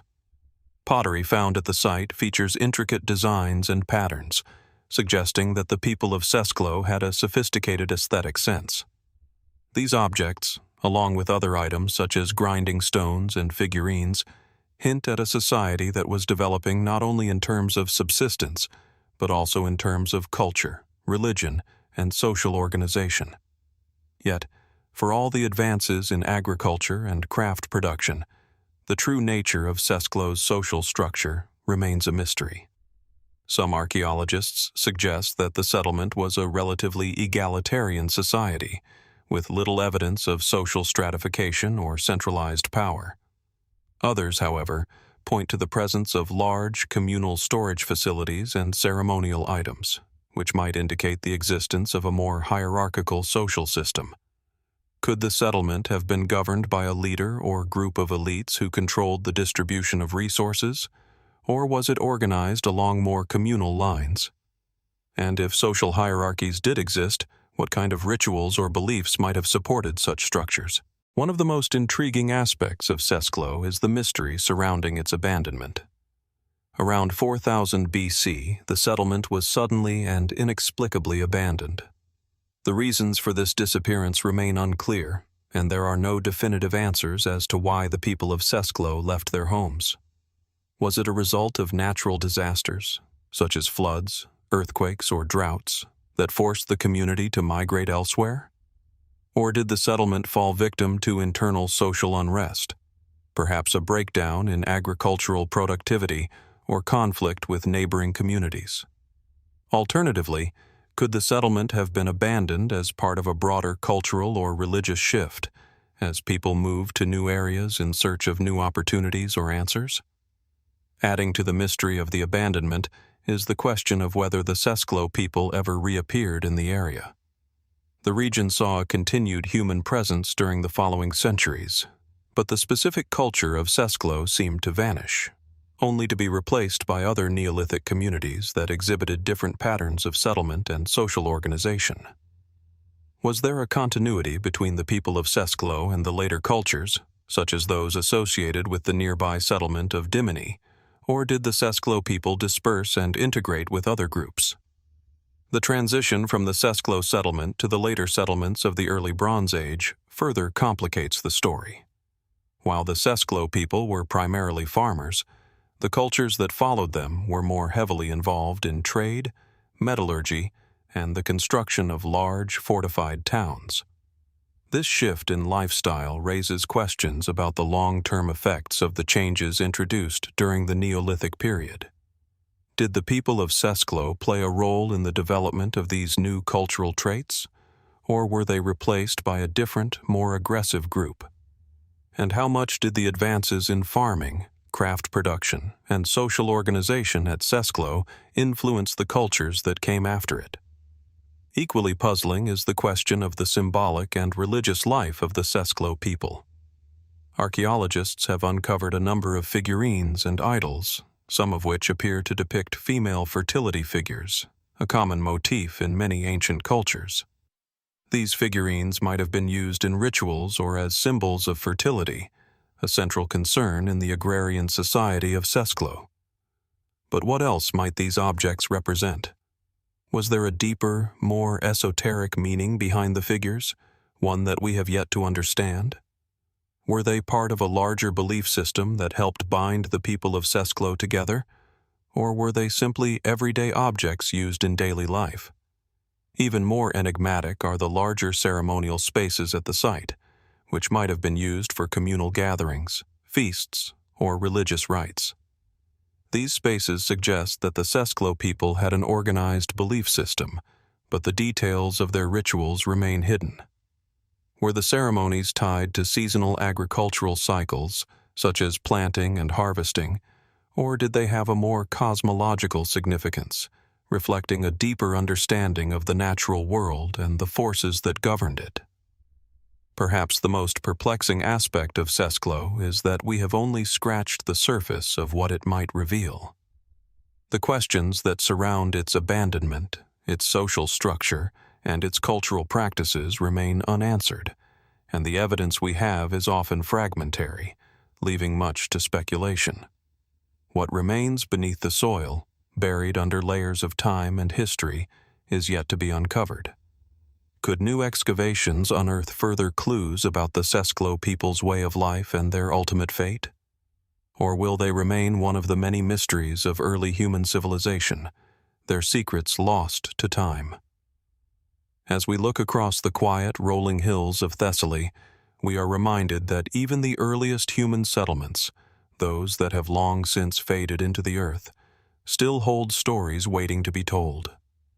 The Sesklo settlement, with its quiet ruins and unanswered questions, beckons us to seek the truth, to explore the unknown, and to wonder what mysteries might still lie buried beneath the surface.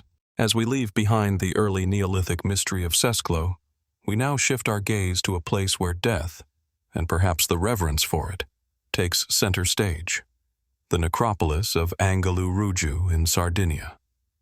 Tucked away in the rugged hills of the island's northwest, near the town of Alghero, this ancient burial site is not only one of the largest and most well-preserved in the Mediterranean, but also one of the most enigmatic. Here, beneath the soil, lies a sprawling labyrinth of tombs, many of them carved into the rock itself, their entrances hidden or shielded by the erosion of centuries. As with many sites of antiquity, the answers we seek lie within its shadows, guarded by time and the cryptic symbols of a civilization whose name and true nature remain veiled in mystery. The necropolis of Anghelu Ruju stretches over 5,000 square meters, an extensive underworld of burial chambers that seem to breathe with the weight of history. Walking through the site, one is immediately struck by the sheer scale and meticulous design of the tombs. Carved from the soft sandstone of the hill, the tombs form a network of chambers and passageways that wind deep into the rock. These chambers are sometimes simple, sometimes complex, with some tombs featuring multiple rooms and a series of intricate alcoves. Many of the tombs are so well preserved that it's almost as if the dead are still waiting to be honored, untouched by the hands of time. The tombs themselves are a testament to the skill and dedication of the people who created them.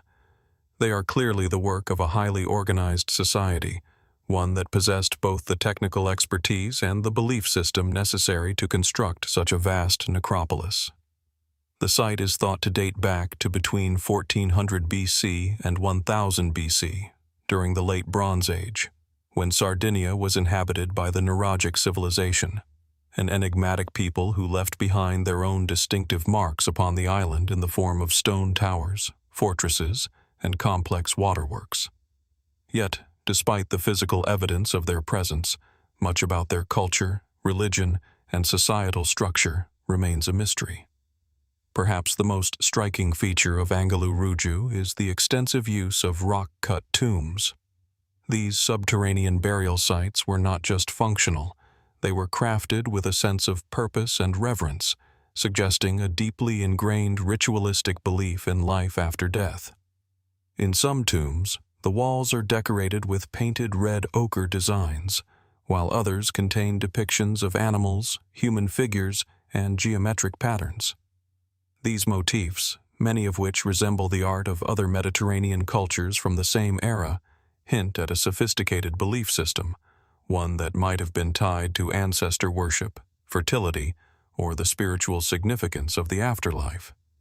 However, it is the stone carvings and artifacts found within these tombs that add an air of mystique to Anghelu Ruju. Numerous fragments of pottery, stone tools, and small statues have been discovered within the chambers, some of which appear to depict gods, idols, or figures associated with death and the underworld. Among these artifacts, there are also pieces of jewelry and items that may have been offerings to the deceased. These items, seemingly ordinary in their time, now spark intense debate. Were they mere offerings, or did they serve as symbols of something far more profound? Were the tombs intended to honor powerful ancestors, or did they hold keys to a more complex and ritualistic understanding of death and rebirth? One of the more intriguing aspects of the tombs at Anghelu Ruju is the prevalence of the animal motifs. While many tombs in ancient societies feature stylized images of the human form, here at Anghelu Ruju, the animals take center stage. These motifs, which include bulls, wild boars, and rams, are often associated with strength, fertility, and sacrifice. Could these creatures have been seen as spiritual guides to the afterlife? Were they thought to assist the deceased on their journey to the other world? Or were they revered as protectors of the sacred spaces, guardians of the dead? While the animals may have symbolic meaning, their exact role remains unclear, and their prominence within the site invites further exploration. Then there are the human remains themselves, perhaps the greatest mystery of all. Archaeologists have uncovered a number of skeletons within the tombs, many of them incomplete, their bones scattered or disturbed by the centuries of burial. However, some tombs seem to have been intentionally prepared for burial, with the bones arranged in a manner that suggests ritualistic care. The bodies were likely placed in a fetal position, curled inward as though in preparation for an eternal rest. This burial practice speaks to a profound reverence for death, an attempt to ensure a safe passage to whatever might lie beyond. The site is not just a burial ground, but a symbolic landscape in itself. Some of the tombs are positioned in such a way that they align with celestial events, or they seem to be part of a broader cultural or religious landscape that includes nearby standing stones, megalithic structures, and other ancient sites. Is it possible that these tombs were not just places for the dead, but were also cosmic markers, places where the living could connect with the divine or the supernatural? Could the positioning of the tombs relate to the stars, the sun, or the moon, serving as a kind of ancient celestial calendar, a guide to the seasons, or even a means of communicating with the gods? The questions surrounding the necropolis of Anghelu Ruju grow even more perplexing when we consider the site's relationship to the Nuragic culture that once dominated Sardinia. The Nuragics are known for their unique and enigmatic stone structures called nuraghes, tower-like fortifications that dot the landscape of the island. While the function of the nuraghes remains unclear, some researchers suggest they may have served as temples, defensive structures, or social centers. Could the necropolis of Anghelu Ruju have been linked to these nuragic towers in some way, serving as a burial site for the elite or as a sacred space for religious rituals? Were the people buried here connected to the builders of the nuraghes, or did they represent a different faction or group within the larger nuragic society?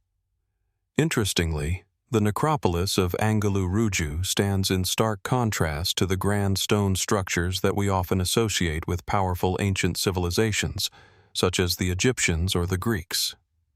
Rather than imposing monuments, the tombs at Anghelu Ruju are intimate, hidden, and deeply personal.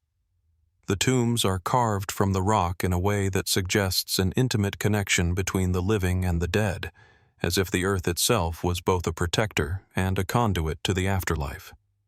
In a sense, Anghelu Ruju is not about imposing power, but about respecting the natural world and its mysteries. The mysteries surrounding Anghelu Ruju are compounded by the lack of written records. Unlike other ancient civilizations, there are no inscriptions or texts at the site that can provide direct insight into the beliefs or social structure of its builders. What little we know of the Nuragic people is based largely on archaeological evidence, which, while rich, leaves many questions unanswered. The lack of a written language has led some to suggest that the people of Anghelu Ruju had a form of communication and record-keeping that we have yet to fully understand. Could there be symbols hidden within the tombs themselves, waiting to be deciphered, or perhaps even encoded messages within the animal carvings? As we stand before the ancient tombs of Anghelu Ruju, the mysteries of the site seem to multiply with every step. How much more is hidden beneath the surface? What do these symbols, these artifacts, and these sacred spaces reveal about the beliefs and rituals of the Nuragic people? And why, after thousands of years, does the necropolis of Anghelu Ruju continue to haunt us with its silence? Perhaps some questions are destined to remain unanswered, but the mystery, like the tombs themselves, endures. And it is in that silence, in the unspoken secrets of the past, that the true story of Anghelu Ruju may lie waiting to be discovered. As we leave behind the enigmatic necropolis of Anghelu Ruju, we venture now to a place where stone giants dot the landscape, a place that seems to challenge everything we think we know about ancient cultures. Nestled in the mountains of northern Laos, the Plain of Jars is a hauntingly mysterious sight, where thousands of large stone jars are scattered across the land like forgotten monuments to a lost civilization. The site stretches over an expansive area of more than 1,000 square kilometers, and while the jars themselves are impressive enough, it is the deeper mystery surrounding them that compels us to ask, who created these massive stone vessels, and why? The Plain of Jars consists of several clusters of these ancient stone jars, most of which are made from sandstone or limestone, their surfaces weathered by centuries of exposure to the elements. Some of the jars stand as tall as 10 feet, 3 meters, and they vary in shape and size. ranging from cylindrical to bell-shaped, with some featuring intricately carved designs on their surfaces. These jars are found in isolated clusters, spread across 3 main sites in Xiangkhouang province, each site containing dozens, or even hundreds, of these massive jars. What strikes you first as you approach the site is its eerie stillness. The landscape, though beautiful, feels heavy with the weight of history. The jars are scattered in an open plain, surrounded by rolling hills, and they seem almost too deliberate in their placement. The arrangement of the jars is not haphazard. In some clusters, they are aligned in straight rows or placed in large circular formations, suggesting that the people who created them possessed an advanced sense of order and purpose. Yet, as captivating as they are, there is very little known about their true origin. Scholars have been debating the age of the jars for more than a century, and their exact purpose remains unclear. Most estimates place their creation somewhere between 500 BC and 800 AD, during the time of the Dongson culture or the Funan Kingdom, civilizations whose rise and fall remain partially shrouded in mystery. The jars themselves suggest that this was a time of advanced stoneworking and monumental construction. Yet, for all the physical evidence, the context remains elusive. No written records exist to explain why these jars were created or how they were used. The first theory, and the one that has been most widely accepted, is that the jars were used for burial purposes. Some archaeologists believe that the jars served as funerary urns, a place where the remains of the dead were stored. This theory is supported by the discovery of human bones and teeth that were found in some of the jars, as well as evidence of cremation. The large size of the jars suggests they could have been used to hold the remains of more than one person, possibly an entire family or community. The surrounding landscape, dotted with burial mounds and evidence of ritualistic activity, also points to a funerary function. However, this theory still leaves many questions unanswered. For instance, why are so many of the jars located in clusters, rather than scattered in a more traditional cemetery pattern? Why are they not accompanied by more elaborate burial goods, as is common in other ancient burial sites? The lack of any significant grave goods, such as pottery, jewelry, or weapons, suggests that these jars were not part of a typical burial ritual as we understand it. Then, there is the peculiar absence of any clear human presence at the site during the time the jars were created. Unlike most ancient burial sites, where evidence of human habitation or permanent settlement can be found, the plain of jars offers little in the way of residential buildings or even the remains of food storage. Some theorists speculate that the jars could have been part of a ritualistic practice, possibly linked to ancestor worship or ceremonies related to the dead. Could they have been used as a form of monumental memory, marking the passage of time in some symbolic way? Or were the jars part of a larger, unknown spiritual tradition, connected to beliefs in an afterlife or reincarnation? As we delve deeper into the possible explanations, we must consider the more speculative theories that have circulated around the plain of jars. One of the more intriguing ideas involves the mythological or supernatural aspects of the site. Local legends speak of a giant man, said to have created the jars for his ancestors or gods. According to one version of the myth, the jars were used to store rice wine for a great battle that occurred between 2 rival armies. This fantastical story may have been passed down through generations, but it raises an interesting possibility. Could the jars have served a symbolic rather than practical purpose? Could they have been part of a ritual offering to the gods, or perhaps even a way of marking celestial events or alignments? Another more unconventional theory posits that the jars were created by an ancient advanced civilization, far more technologically sophisticated than we realize. Some fringe theorists have suggested that the jars might be evidence of an early, prehistoric form of extraterrestrial contact. These theorists argue that the precision with which the jars were carved, as well as their unusual size, could point to the involvement of advanced technologies far beyond the capabilities of the time. Could the jars have been markers or remnants of a lost civilization, or even artifacts left behind by visitors from another world? While such theories remain on the fringe of mainstream archaeology, they serve to highlight the fundamental mystery that the Plain of Jars represents. What was the true purpose of these stone giants? Were they purely practical, or did they serve a deeper, more esoteric function? And if so, what was the cultural or spiritual context that gave rise to them? There is another key element that makes the Plain of Jars even more enigmatic: the military history of the region. During the Vietnam War, the area surrounding the Plain of Jars was heavily bombed, and unexploded ordnance remains a significant hazard. In fact, the region is one of the most bombed areas in the world, a fact that has tragically delayed further archaeological exploration and conservation of the site. The destruction caused by war has overshadowed the peaceful reverence that these tombs might have once commanded. What has been lost, then, in the conflict and chaos of more recent history?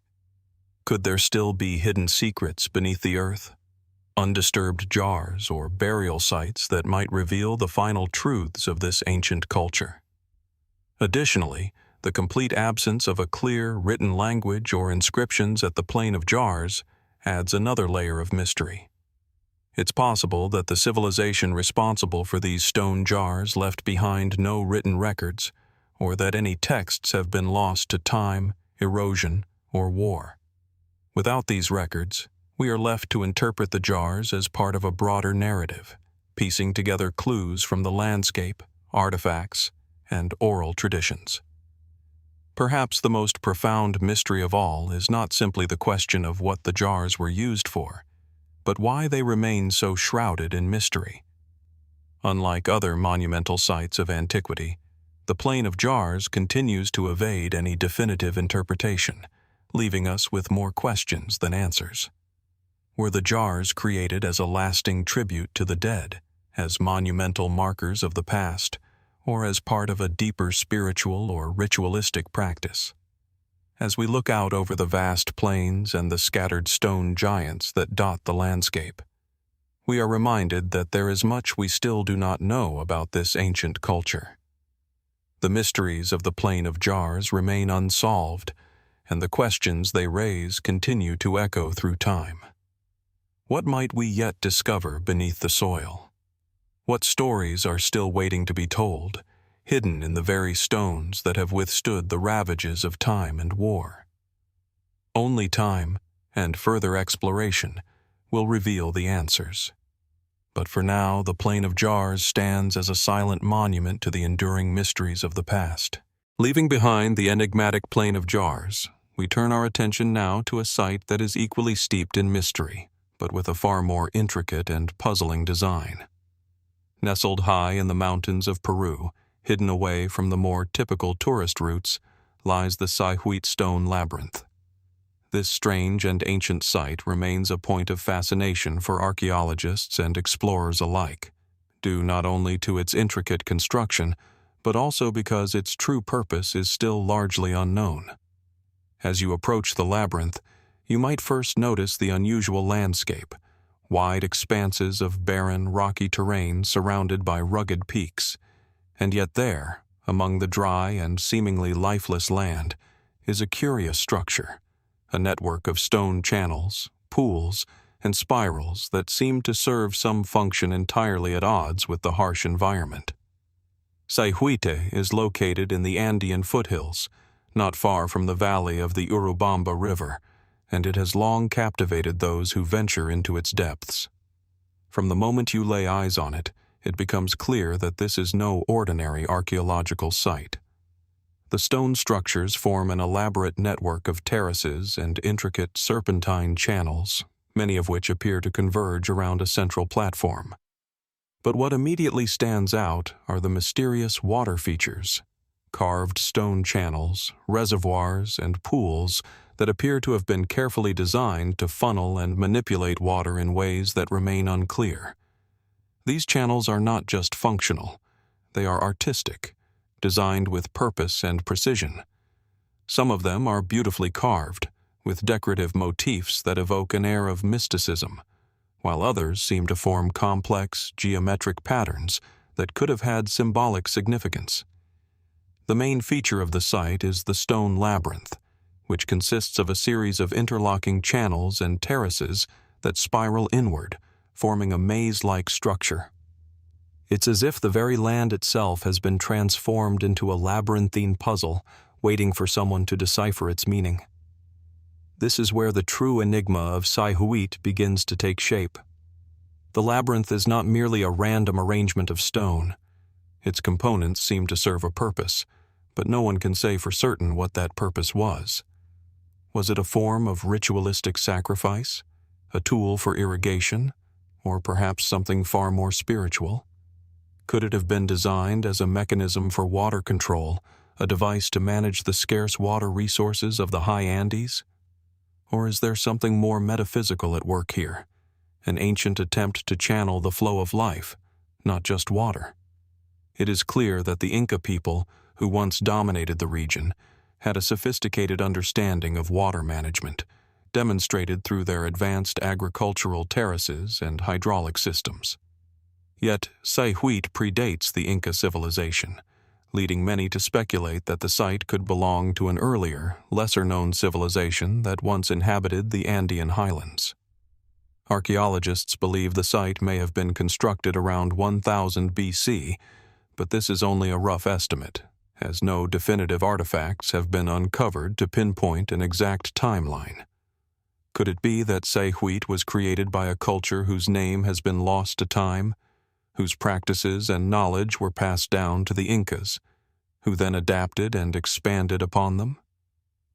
The most perplexing aspect of Sayhuite, however, lies in the mysterious hydraulic systems that run through the labyrinth. These channels, many of which still carry water during the rainy season, seem to suggest a highly advanced knowledge of hydrodynamics and engineering, far beyond what we might expect from a civilization in such a remote and rugged area. Some channels end in small circular depressions that could have served as basins for ritual purposes, while others extend outward to distant terraces, hinting at a connection between water and the fertility of the land. These intricate networks suggest that the builders of Sayhuite were not simply constructing a practical system for water flow. They were likely creating a system imbued with symbolism and spirituality. Some researchers propose that the site might have been used for ritual purification. Water, as an element associated with life and death, might have been seen as a conduit between the physical and spiritual worlds. The labyrinth, with its spiraling paths and winding channels, could have symbolized a journey into the underworld, a passage to the afterlife, or a transition between the realms of the living and the dead. The careful arrangement of the water channels suggests a deliberate attempt to harness the flow of water in ways that could have had both practical and spiritual significance. Equally captivating are the theories surrounding the ritualistic use of the site. Could the labyrinth have been used in some form of ceremonial sacrifice? Some archaeologists have speculated that the site may have functioned as a ritual center, where people gathered for important ceremonies, perhaps even involving water-related offerings or sacrifices. The spiral design of the labyrinth, with its winding paths leading toward a central point, suggests that it could have been a symbolic journey, a rite of passage, or a journey toward enlightenment, transformation, or connection with the divine. Some even believe that it could have been used for astronomical observation, as its precise layout might have aligned with certain celestial events, marking important dates in the agricultural or spiritual calendar. The lack of definitive evidence leaves many questions unanswered. Could this stone labyrinth have been the creation of a long-lost civilization that was ultimately absorbed into the Andean cultural milieu, leaving behind only these cryptic remnants of their once great achievements? Or was it an isolated project, the work of a singular, visionary individual whose knowledge and influence were confined to this place? Some fringe theories suggest the possibility of an even more outlandish origin, perhaps an ancient extraterrestrial influence, given the site's precision and complexity. But these ideas remain speculative and unsupported by any substantial evidence. The site's remote location only adds to the enigma. Situated at an altitude of about 3,000 feet, 900 meters, the landscape is harsh and barren, making it difficult to imagine how a society might have flourished here without modern agricultural techniques or access to fertile lands. Yet the intricate water systems and terraces suggest a well-developed and sustainable way of life. Was Sayhuite perhaps a ceremonial site that also had practical uses, like regulating the water supply for nearby settlements? Or could it have served as a symbolic representation of the interplay between life and death, the natural world and the supernatural? Perhaps the most intriguing question of all is not only the site's original purpose, but the knowledge and technology that went into constructing it. The complex hydraulic engineering of Sayhuite suggests a society capable of understanding and manipulating water in ways that would have been highly advanced for the time. But how did the people who built Sayhuite acquire such knowledge? Was it passed down through generations, or was it the result of a unique, innovative breakthrough? The ingenuity behind the labyrinthine channels and water features speaks to a highly organized and sophisticated culture, yet the lack of definitive evidence leaves room for speculation about who they were and how their knowledge was applied. As we stand before the labyrinth of Sayhuite, we are reminded of how little we truly understand about the ancient world. What was the true significance of this site? Was it merely a practical tool, or was it a deeply spiritual and symbolic creation, reflecting the complex relationship between nature, culture, and the divine? Like so many other ancient sites, Sayhuite raises more questions than it answers. The more we investigate, the more we realize how much we have yet to uncover. Could there still be hidden chambers beneath the stones, or forgotten rituals waiting to be rediscovered? As the wind blows through the barren landscape, it seems that the stones of Sayhuite are holding on to their secrets, at least for now. For all we know, the answers to the mysteries of Sayhuite may be buried just beneath the surface, waiting for the right moment to reveal themselves. But for now, we can only gaze upon this extraordinary sight and wonder, what knowledge, what wisdom, and what power did the people who built the Sayhuite stone labyrinth truly possess? Moving from the fascinating mystery of Sayhuite, we now find ourselves in the rugged hills of southeastern Spain, standing before a site that holds its own share of ancient secrets and unanswered questions. La Bastida is an archaeological enigma, an ancient defensive settlement built by a people who once thrived in the region long before the rise of Rome. Its walls, still standing tall after more than 2 millennia, offer us a glimpse into a civilization that has largely faded from history. But beneath the surface of these ancient stone structures lies a mystery. Who were the people who built La Bastida, and why did they invest so much effort into constructing such an imposing defensive system? La Bastida is not just any hill fort. It is an extraordinary feat of ancient architecture, designed to protect its inhabitants from external threats. Yet its sheer scale and complexity suggest there was more at play here than just simple defense. The settlement sits atop a hill, commanding a panoramic view of the surrounding valley, making it an ideal location for both defense and observation. The carefully laid-out walls and gatehouses are formidable, built from massive stone blocks that have withstood the test of time. The site is thought to have been inhabited from around 2000 BC during the Bronze Age, and it stands as one of the most well-preserved and advanced examples of Iberian fortifications. The defensive walls of La Bastida are its most striking feature. They are not just crude barriers, but sophisticated structures designed to withstand the assaults of invaders. The walls, which were built with immense stone blocks, are reinforced with watchtowers and bastions, allowing defenders to monitor and protect the settlement from all directions. The gates are equally impressive, with complex designs that suggest an intricate understanding of architecture and military strategy. These fortifications have led many archaeologists to conclude that the site was built for defense against external threats, perhaps other tribes or rival cultures. But as researchers have continued to excavate the site, they've discovered evidence that suggests La Bastida was more than just a military outpost. The site includes areas of what appears to be residential buildings, where people lived, cooked, and worked. In addition, there are several storage rooms and workshops, indicating that this settlement was not simply a fortress, but a thriving community. This leads to further questions. Who were the people who lived here, and why did they need such strong fortifications?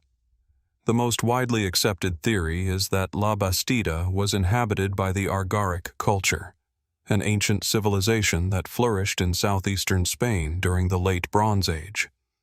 The Argarians were known for their advanced technology, including their metalworking skills, and they are believed to have lived in a highly organized society.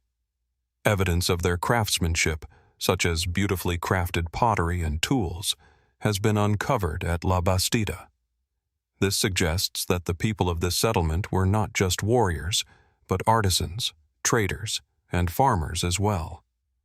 Yet, despite these well-established facts, much about the Argaric culture remains shrouded in mystery.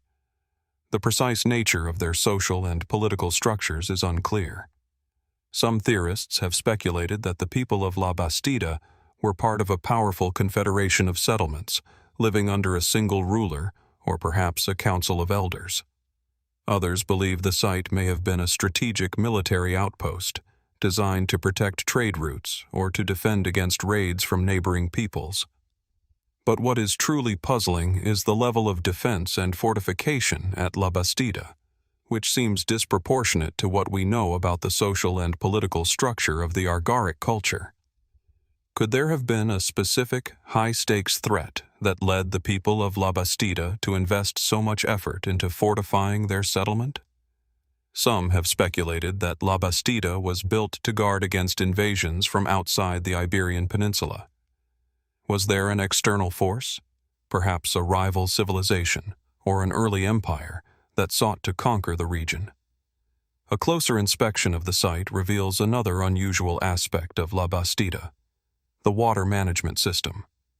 As we explore the fortified walls and the residential quarters, it becomes clear that the settlement was also designed with a sophisticated system for storing and distributing water.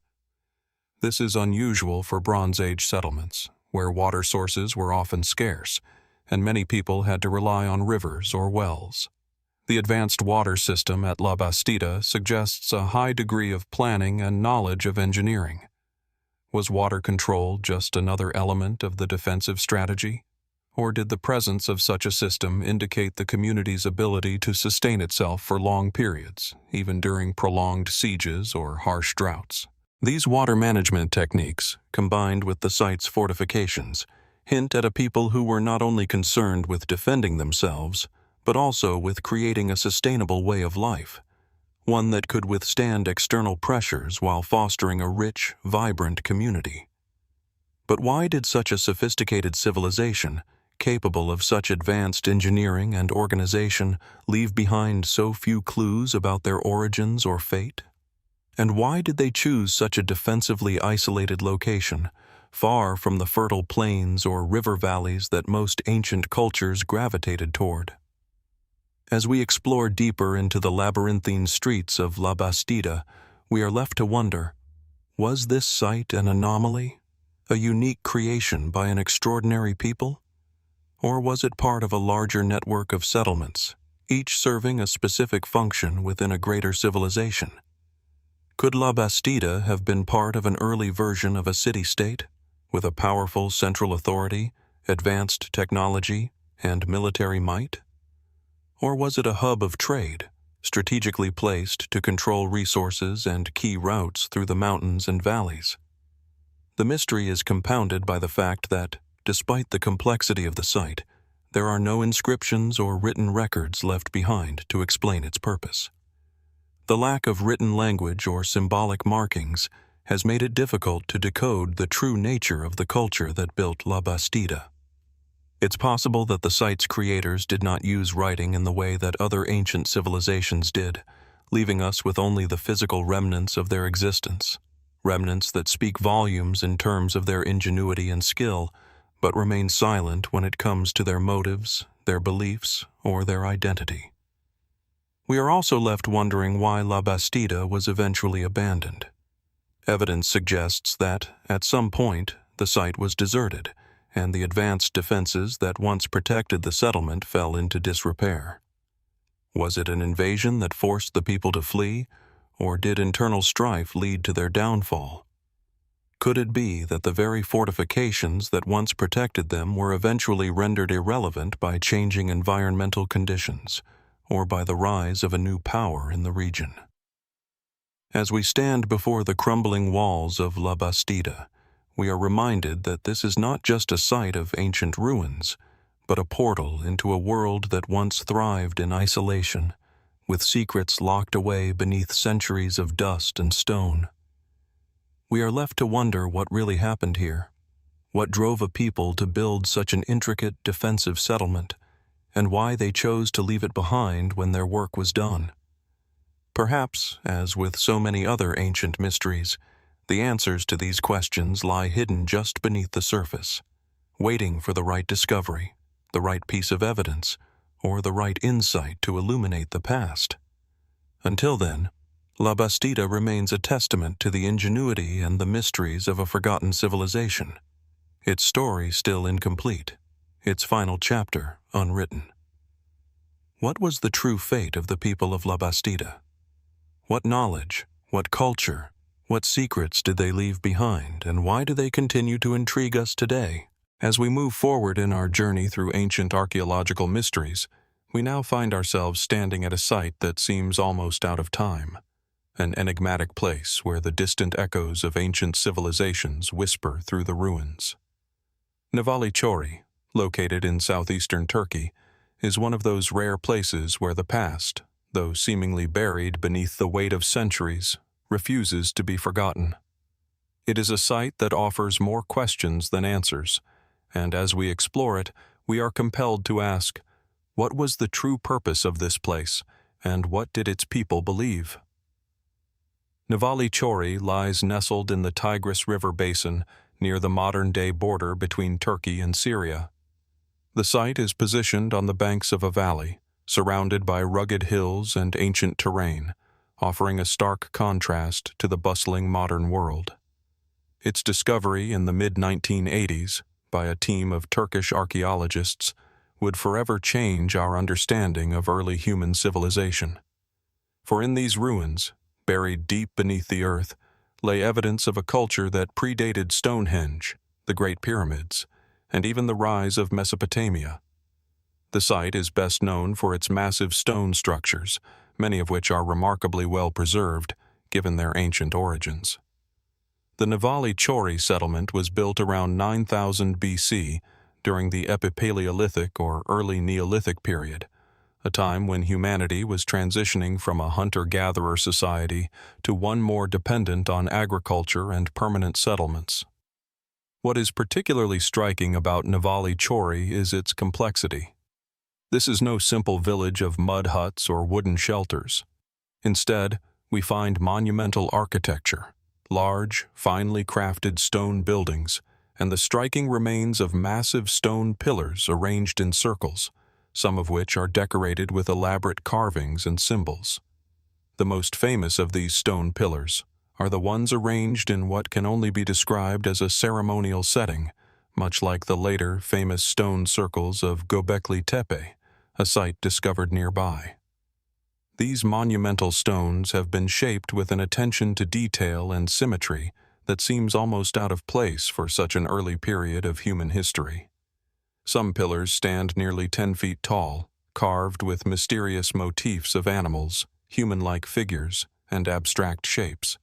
They appear to have been part of some kind of ritualistic or religious structure, but the exact function of these stones remains a subject of intense debate among archaeologists. What we know for sure is that Nevali Çori was a place of great significance to its inhabitants. The large communal buildings and the scale of the site suggest a level of organization and social structure that was uncommon for the time. The construction of the site was likely a massive undertaking, requiring considerable resources, labor, and planning. Yet, for all its advanced features, Nevali Çori remains a mystery in many ways. Why would a people living so long ago invest so much in building such a grand and intricate site, especially given that they were still in the early stages of adopting agriculture and permanent settlements? One of the most intriguing features of Nevali Çori is its religious iconography. The carvings on the pillars and stones appear to depict a variety of animals: snakes, bulls, birds, and wild boars, alongside strange, almost alien-like figures with large eyes and exaggerated human-like features. These depictions, though beautiful and intricate, are perplexing. What did these animals and figures represent to the people who lived here? Were they connected to some form of shamanic belief system or a complex ritualistic religion? Or were they simply symbolic representations of the natural world around them? Some researchers suggest that the symbols could be connected to the people's cosmological beliefs, as we see similar motifs at Göbekli Tepe, which is roughly contemporary with Nevali Çori. Both sites seem to reflect a deep concern with the natural world and its cycles, but whether this was a shared cultural trait or a coincidence remains unclear. What is certain, however, is that these motifs were not simply artistic flourishes. They were integral to the way these people understood their place in the world and their relationship with the forces of nature. Could these carvings represent some kind of ritualistic practice aimed at invoking the power of these animals or forces? Were they attempting to communicate with unseen gods, or perhaps with the spirits of their ancestors?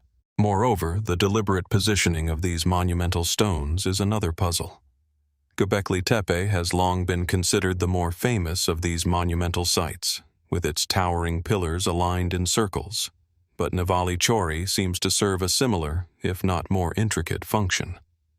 Some archaeologists speculate that the site was a kind of early temple or sacred space, a place where the people came together to mark important moments in the agricultural cycle, such as planting and harvesting, or to observe celestial events like the solstices and equinoxes. The fact that Nevali Çori was built so long before the rise of the Sumerians and Babylonians suggests that these people had a sophisticated understanding of astronomy and nature long before the advent of written language or complex societies. But what happened to the people of Nevali Çori? Why was this seemingly vibrant and advanced community abandoned around 8000 BC, after only a few centuries of occupation? Was it environmental factors, such as a changing climate or droughts, that caused the population to disperse? Or did the people abandon the site for reasons more cultural or political in nature? Perhaps the answer lies buried beneath the layers of earth yet to be excavated. Despite its intriguing features, Nevali Çori remains an enigmatic place, its true purpose and significance shrouded in the fog of time. Some believe that it may have been a place of early religious worship or a center of agricultural innovation, but these theories are far from conclusive. The absence of written records from the time means that we are left to speculate based on what little material evidence we have: the stone pillars, the carvings, the layout of the settlement. In the end, Nevali Çori serves as a reminder of how much we still have to learn about the ancient world. It stands as a testament to the ingenuity and spiritual depth of a people who lived at the dawn of civilization, long before the rise of great empires or written history. It challenges us to reconsider our assumptions about the capabilities of early humans and their understanding of the world around them. The mysteries of Nevali Çori are far from solved. Perhaps, like other ancient sites, it will take years, even decades, of careful study and new discoveries to begin piecing together the story of the people who built it. Until then, we are left with the lingering question: what did the people of Nevali Çori truly believe, and what secrets are hidden beneath the stones of this ancient place? As with so many other archaeological enigmas, the answers may be buried, but the search for them continues. After our deep dive into the ancient and mysterious world of Nevali Çori, we now shift our attention to another enigmatic site, this time one that reaches out across the ancient landscapes of the Balkans. Nestled in the northern part of Macedonia, far from the grand empires of the past, lies Kokino, an ancient astronomical observatory that has puzzled archaeologists and historians since its discovery in the early 2000s. It is a place where the skies above seem to align in ways that hint at a deep understanding of celestial events, an understanding that existed long before the rise of writing and advanced technology. Kokino is not your average archaeological site. At first glance, it may appear to be nothing more than a set of stone structures scattered across a rocky plateau perched high on a hill with sweeping views of the surrounding landscape. Yet, as with so many ancient sites, the more one examines Kokino, the more questions begin to arise. What was its purpose? Who built it, and why? The more you dig into its history, the more it seems as if the stones themselves are trying to communicate something far beyond the reach of written records or spoken language. The site of Kokino consists of several megalithic structures, stones carefully arranged in specific patterns across the landscape. These include large monolithic pillars, flat stone platforms, and stone circles that seem to be placed in alignment with certain celestial events, particularly the movement of the sun and the moon. Kokino is not just an isolated group of stones. It represents a purposeful arrangement, one that suggests a deep astronomical significance to the ancient people who constructed it. The first signs that Kokino was more than just a series of random rock formations came in the early 2000s, when a team of researchers from Macedonia and the United States began to investigate the site. Their studies revealed that Kokino was not just a primitive stone circle, but a sophisticated astronomical observatory. This discovery was startling in its implications. For the ancient people of the region, long before the time of Sumer or Babylon, had seemingly built an observatory capable of tracking the movements of the stars, the sun, and the moon with impressive accuracy. The alignment of the stones indicated a knowledge of celestial cycles that rivaled, and in some respects even preceded, the great observatories of later civilizations. What makes Kokino especially remarkable is its age. Carbon dating of artifacts and materials found at the site suggests that the observatory dates back to around 1800 BC. This places it in the Bronze Age, at a time when many of the world's earliest known civilizations were still in their infancy. And yet, here on this rocky plateau in the Balkans, the people of Kokino were already capable of tracking the solar year, observing the equinoxes and solstices, and perhaps even predicting the movement of the moon through the sky. The central feature of Kokino is a large stone circle, surrounded by several smaller stones arranged in a very deliberate pattern. This stone circle, believed by many researchers to have been used for ceremonial or religious purposes, also seems to have been aligned to mark important events in the solar calendar, such as the summer solstice and the winter solstice. The precision of the alignment is extraordinary for such an early time. In fact, some scholars suggest that it rivals the astronomical knowledge found in later, more well-known observatories, like those at Stonehenge in Britain or Chichen Itza in Mexico. The moon's cycles were also of great importance at Kokino. The observatory was capable of tracking the lunar calendar, a feat that many early civilizations around the world would later develop. The people of Kokino appear to have been able to predict lunar eclipses and the changing phases of the moon with great precision. This suggests that their understanding of astronomy was far more advanced than previously thought, considering the limitations of the tools they would have had at their disposal. What we know about the people of Kokino is, however, still largely speculative. The site itself does not seem to have been a permanent settlement. It is believed that Kokino may have been more of a ritual or ceremonial site, where people gathered to observe and mark celestial events, perhaps tied to the agricultural cycle or to larger cosmological beliefs. The construction of the site likely involved the labor of a community that had a deep connection to the natural world, and they may have used the site not only to track celestial events, but also as part of ritualistic ceremonies designed to appease the gods or ensure favorable harvests. However, while the site's purpose as an observatory is well established, there are still many unanswered questions. Who were the builders of Kokino? What culture or civilization did they belong to? The lack of written records means that we have very little information about the people who created this site. They left no inscriptions, no texts, no direct evidence of their identity. It is unclear whether they were part of a larger kingdom or society, or whether they were an isolated group, separate from the great empires that were beginning to rise around the same time. Some researchers speculate that the builders of Kokino may have had connections to the ancient civilizations of Mesopotamia, where astronomy and astrology were highly developed. Did the people of Kokino share cultural or technological knowledge with the Sumerians or the Akkadians? Could there have been a cross-cultural exchange between these distant peoples? Or, perhaps more tantalizingly, was the knowledge of celestial events at Kokino indigenous to the region, evolving independently of the great empires of the ancient world? There are even fringe theories that suggest Kokino could have had a role far beyond that of a simple observatory.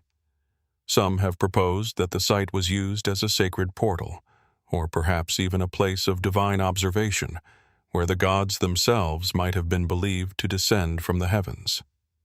This idea, though speculative, highlights the mystical aura that surrounds Kokino. What did the ancient peoples who built it truly believe? And could there be more to the site than what we have uncovered so far? The purpose of Kokino, like many ancient sites, remains elusive, shrouded in the mists of time. The precision with which the site aligns with the cosmos suggests that the people who built it were sophisticated observers of the natural world, with a deep connection to the stars and the rhythms of the earth. But the deeper mysteries, the cultural beliefs, the rituals, and the spiritual significance of the site remain hidden beneath layers of time and history. As we stand on the plateau at Kokino today, surrounded by the silent stones that have stood the test of time, we are reminded of just how much we still have to learn about the ancient world. The knowledge embedded in these stones may have once been shared by people who looked up at the same sky we see today, wondering about the stars, the moon, and the forces that shaped their lives.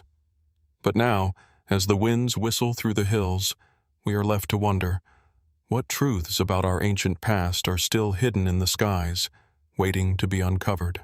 As we leave behind the ancient celestial observatory of Kokino, we now travel northward, across the frigid waters of the North Sea, to the windswept islands of Scotland. Here, nestled on the western coast of the Orkney Islands, lies one of the most remarkable prehistoric settlements ever uncovered, Skara Brae.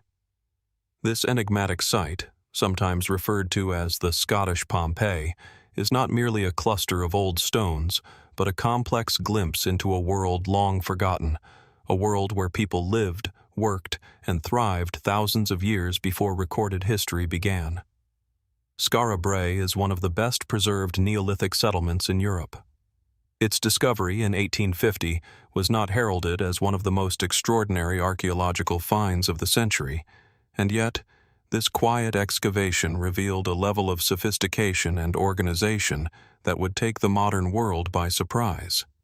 The village's layout, the tools, the stone furniture, and even the remains of what was presumably the residents' personal belongings all point to a society far more advanced than many might expect from a people living in the far northern reaches of Europe around 3000 BC. Unlike many ancient sites that have been built up over the centuries or ravaged by time, Skara Brae remains remarkably intact. The reason for this preservation is simple. A storm uncovered the site after centuries of burial under sand and earth.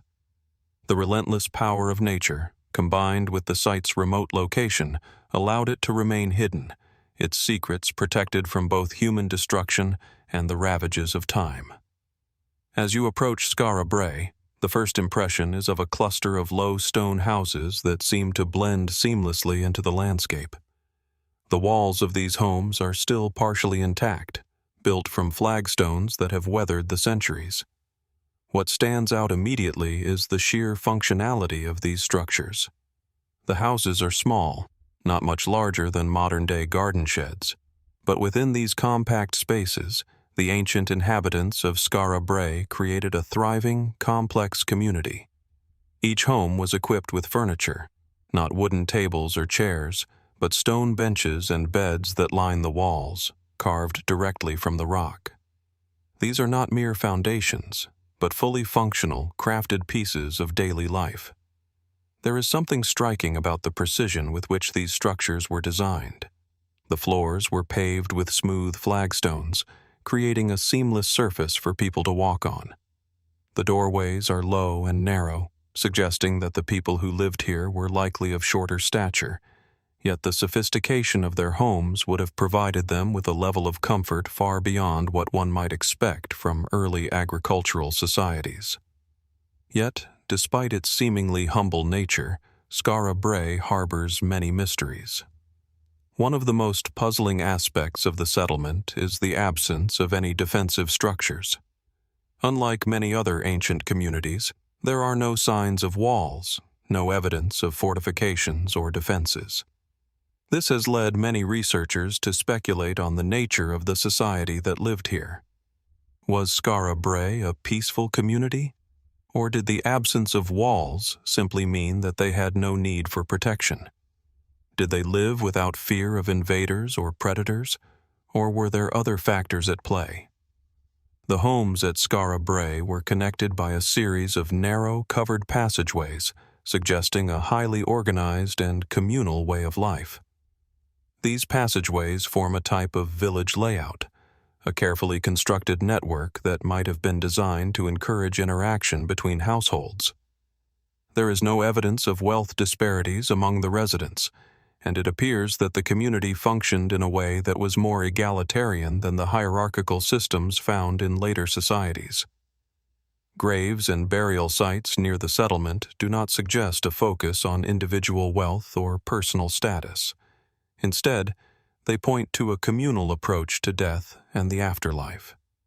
In each house, hearths were located centrally, where the family fire would have burned, offering warmth and a place to cook. But alongside these simple features, Skara Brae also displays evidence of an advanced knowledge of the natural world. The residents used stone tools, crafted with a level of skill that suggests an understanding of the surrounding environment and the materials they could work with. They also engaged in textile production, evidenced by the spindle whorls found at the site, and fishing, as numerous fish bones and tools for net-making have been discovered in the homes. One of the most intriguing finds at Skara Brae is the sacred items that have been uncovered in the homes. In some of the houses, archaeologists have found what appear to be ritualistic objects, carved stones that could have served some ceremonial purpose, amulets, and other symbolic pieces. These items suggest that the people of Skara Brae had a deep spiritual or religious life. Were these people practicing some form of shamanistic or animistic belief system? Did they view the natural world around them as imbued with spiritual meaning? These questions remain largely unanswered, as there are no written records to provide clarity on their religious practices. Perhaps the most fascinating mystery of Skara Brae, however, lies in the question of why it was abandoned. Around 2500 BC, Skara Brae was suddenly and inexplicably deserted. The reason for this abandonment is still unknown. Was it a natural disaster? A change in climate or the availability of resources? Or did something more dramatic, such as an external threat or internal social upheaval, cause the community to leave their homes behind? Some theories suggest that the rising sea levels could have played a role in the village's decline. The Orkney Islands, like many coastal areas, have experienced climate shifts over the millennia, and the encroachment of water could have rendered the land unsuitable for habitation. Others propose that the people of Skara Brae may have simply migrated, either due to overpopulation, environmental stress, or perhaps even a search for new lands. Whatever the cause, the result was a sudden departure from what had been a thriving community, and Skara Brae's homes were left untouched for millennia. Another mystery surrounding Skara Brae is the relationship between this site and the other nearby prehistoric monuments in Orkney, such as Ring of Brodgar and the Standing Stones of Stennis. These sites, which also date back to the Neolithic period, are thought to have served religious or ceremonial purposes, but how they relate to the residents of Skara Brae remains unclear. Was there a shared culture or spiritual worldview connecting these sites? Did the people of Skara Brae interact with those who built the Standing Stones? And if so, what were the nature of these connections? Were they peaceful or perhaps ritualistic exchanges? As archaeologists continue to study Skara Brae, new discoveries emerge that deepen the mystery of this ancient village. With each artifact uncovered, new questions arise, and the long-forgotten world of the Neolithic Orkneyans becomes just a little more alive.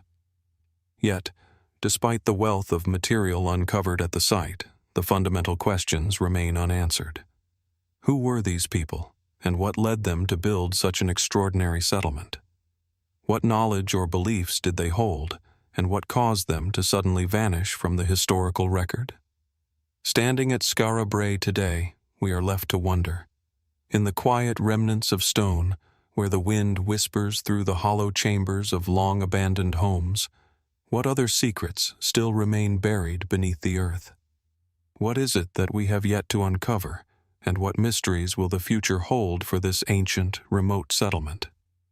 The story of Skara Brae, like so many ancient sites, is far from finished. As we leave the enigmatic shores of Skara Brae, we turn our attention to the sun-bleached sands of Nubia, an ancient kingdom once nestled in the heart of the African continent. Here, in the northeastern reaches of Sudan, lies a site that often goes overlooked when the Great Pyramids are discussed: the Meroë Pyramids. While Egypt's iconic pyramids are famous the world over, the pyramids of Meroë are perhaps equally as mysterious, though largely shrouded in secrecy. These monumental structures, scattered across the desert like forgotten sentinels, stand as a testament to a civilization that rivaled Egypt in both power and mystery. But who built them, and why? The Meroë Pyramids are part of the remains of the Kingdom of Meroë, the capital of which flourished from around 800 BC to 350 AD. Located in the heart of the Nubian desert, these pyramids are the final resting places of the powerful kings and queens of the Kushite dynasty. But despite their grandeur, there is little known about the builders of these structures and the people who once ruled from Meroë. Unlike their Egyptian counterparts, these pyramids are smaller in scale, but no less impressive, with over 200 pyramids scattered across the landscape.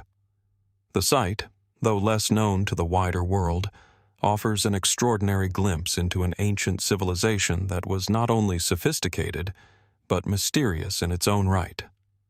The pyramids at Meroë are a striking sight, rising from the desert like ancient tombstones, their steep, sharply pointed peaks stretching into the sky. The structures are constructed from dark sandstone and are often covered in intricate carvings and inscriptions that remain largely undeciphered. Unlike the large, grandiose pyramids of Egypt, the Meroë Pyramids are relatively small, often no more than 30 meters tall, but their unique shape, with a steep incline and small, narrow base, sets them apart. Some even suggest that their pointed tops may have symbolized the ancient Nubian religious focus on the sun, and by extension, the goddess Hathor, worshipped here in different forms. As we observe the pyramids today, it becomes clear that these were not just burial sites, but potent symbols of both royal power and divine authority. The Kushite kings and queens of Meroë believed their power came from the divine, and their pyramids were designed to ensure their transition to the afterlife, allowing them to join the gods in the heavenly realm. This is where the mystery begins to deepen. If these rulers were so connected to divine power, why was their civilization not as well documented as Egypt's, despite their clear importance in the region? The history of the Kingdom of Meroë is surprisingly elusive, with most of what we know coming from later sources, such as the Greeks and Romans, who encountered the Meroites during their expansions. The kingdom's golden age came long after Egypt's decline, and the Kushites in Meroë developed a distinctive culture and language of their own, which was heavily influenced by Egypt but also distinct in important ways. Yet the kingdom's precise collapse, its political structure, and its rituals remain surrounded by uncertainty. One of the most intriguing aspects of the Meroë Pyramids is their unique architecture and decoration. While Egypt's pyramids were constructed with vast limestone blocks and often adorned with elaborate tombs and treasures, Meroë's pyramids stand apart. The walls and chambers inside the pyramids are adorned with rich reliefs, yet few have been able to fully translate the Meroitic script, a writing system developed in the region, which remains one of the greatest challenges for archaeologists and linguists. The Meroitic language has yet to be fully deciphered, leaving many of the symbols and stories locked away, hidden behind the hieroglyphs on these ancient stones. The Meroë civilization was known for its ironworking, a remarkable skill that set them apart from many other ancient cultures. They were among the first in the world to develop techniques for large-scale iron smelting, creating tools and weapons that were highly coveted. The ability to forge iron from local ore gave them a distinct advantage over their neighbors and possibly played a role in their military strength. Could the iron industry have been linked to the kingdom's rise to power, or was there something more mysterious at play in Meroë's flourishing? The question of why the Meroë Pyramids exist, why such elaborate and grand burial sites were constructed in such isolation, remains unanswered. Could it be that these pyramids, so much smaller than their Egyptian counterparts, were in fact meant to mirror the Egyptian pyramids? Or were they a distinct Nubian expression of religious beliefs? Their placement in the desert, at the confluence of powerful river systems and along major trade routes, could have been intentional, linking the pyramids to a cosmic geography of great importance. Archaeological excavations at the site have revealed hundreds of tombs, many of which have been looted over the centuries. Yet, despite the looting, there is a remarkable amount of preservation in some of the pyramids, with some of the walls still decorated with vivid depictions of gods, rituals, and the daily life of the Kushite elite. The presence of these inscriptions suggests that the people of Meroë had a sophisticated understanding of their world and the afterlife. Some scholars argue that the Kushite kings may have drawn inspiration from Egyptian mortuary practices, but adapted them in their own way, crafting a distinctly Nubian tradition that has yet to be fully understood. However, the location of the pyramids raises further questions. Situated in the arid expanse of the Sudanese desert, the Meroë Pyramids are remarkably isolated from the great urban centers of Egypt and the rest of the Mediterranean world. What drove this isolation? Did the people of Meroë purposefully retreat into the desert, carving their legacy out of the wilderness? Or did they inhabit a world completely different from the one we imagine, a world more isolated, perhaps even more ancient than our current understanding? Furthermore, one of the most compelling questions remains the fate of the Meroitic kingdom. How did it eventually collapse around 350 AD after centuries of prosperity? The exact reasons for the decline of Meroë are unclear, but some suggest that the shift in trade routes, the loss of natural resources, or the changing dynamics of regional politics might have contributed to its downfall. Was the kingdom overwhelmed by outside forces, or did internal strife tear it apart?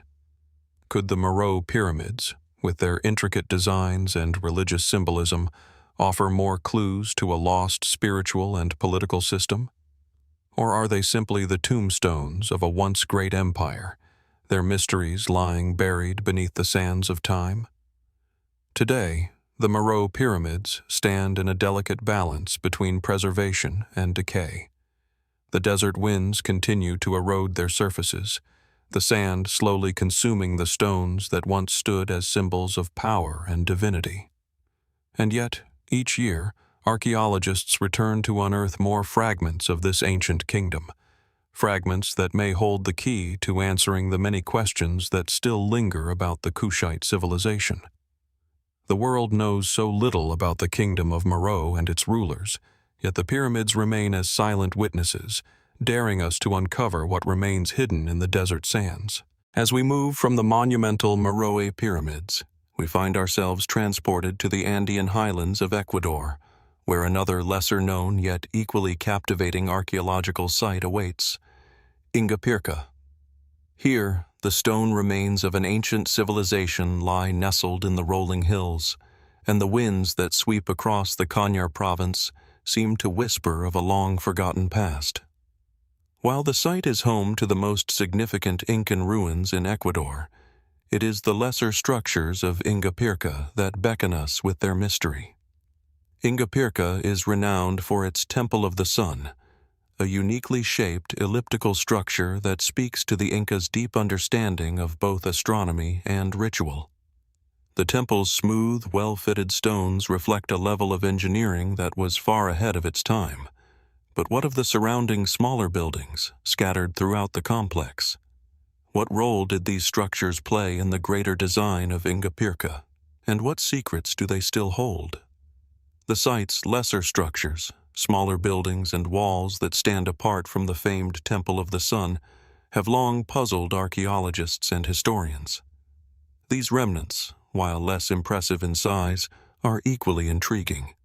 From rectangular rooms with oddly placed windows to defensive walls that seem to radiate outward from the center, each small edifice appears purposeful, but to what end? There is no definitive explanation for why these structures exist or how they fit into the overall Incan urban plan at Ingapirca.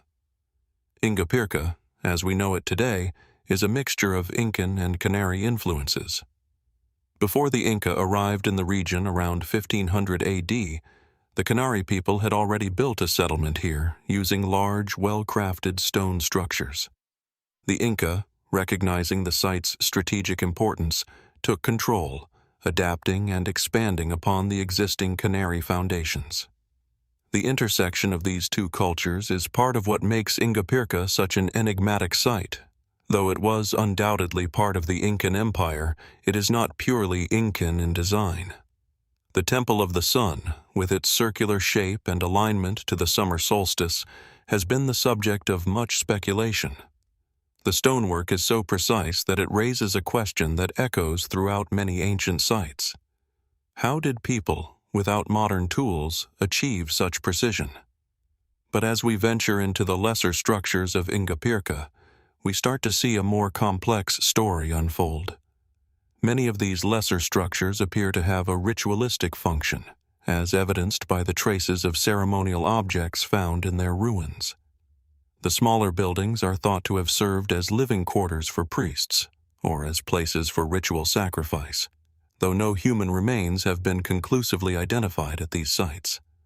Some structures have been identified as storage rooms, while others show signs of public assembly spaces, but the lack of definitive evidence makes it difficult to draw concrete conclusions. The most puzzling aspect of these lesser structures is their relationship to the landscape itself. Situated on high, windswept plateaus, the buildings seem carefully placed to be in alignment with the natural environment. Many of the structures appear to have been oriented to specific points on the horizon, likely connected to astronomical phenomena. Could these lesser buildings have been used in conjunction with the Temple of the Sun for ceremonies tied to celestial events? Was the entire complex of Ingapirca a sort of astronomical observatory, where the movements of the stars and the sun were not only tracked, but were also woven into the daily lives and religious practices of the people? Ingapirca's lesser structures do not only reflect an advanced understanding of architecture, but also a deep spiritual connection to the land and sky. The precise placement of buildings, The use of stones with such expert craftsmanship and the alignment of various structures suggest that the ancient people of this site might have seen the earth itself as a canvas for their spiritual and astronomical practices. Could it be that these lesser structures were not merely functional spaces, but also part of an earthbound celestial map, a way to bridge the gap between the human world and the divine cosmos? Interestingly, some theories propose that the lesser structures were used for rituals that were perhaps even more esoteric than those conducted at the Temple of the Sun. Were these smaller buildings places where secret rites were held, rituals of power and magic that were reserved for the elite or for the highest priests? Could these structures have served as places where people sought connection with the divine through sacrifices, prayers, and celestial observations? While the Temple of the Sun undoubtedly captures much of the attention, the lesser buildings at Ingapirca seem to tell a story of their own, one that is far from fully understood. As archaeologists continue to excavate the site, more discoveries are being made, yet each answer only leads to more questions. The remnants of Ingapirca's lesser structures, with their mysterious purposes and intricate designs, offer a tantalizing glimpse into a complex civilization that has long been eclipsed by the shadow of the more famous Incan achievements. As we continue to explore this hidden chapter of Andean history, we are left wondering, what were the deeper meanings behind the placement and design of these lesser structures? Were they merely functional, or did they serve a spiritual purpose tied to the rhythm of the stars and the seasons? What secrets might lie beneath the stone foundations that could shed light on the relationship between the Inca and the Canary, or perhaps provide us with new insights into ancient cosmology? The enigma of Ingapirca's lesser structures is not easily solved. As with so many ancient sites, the puzzle pieces are scattered, and each excavation, each fragment unearthed, leads to more questions than answers. But perhaps that's part of the allure, the mystery that remains hidden in plain sight, waiting for someone to piece it together. As we stand amidst the ruins, gazing out across the Andean plains, we're reminded that sometimes the answers we seek lie not just in the grand monuments, but in the quiet spaces between them. In these lesser structures, tucked away from the spotlight, we might just find the key to unlocking a deeper understanding of the world these ancient people inhabited, a world where every stone, every alignment, and every building had meaning. What are we still missing in the shadows of Ingapirca? Could it be that the most profound secrets are hidden in these lesser-known corners of the past?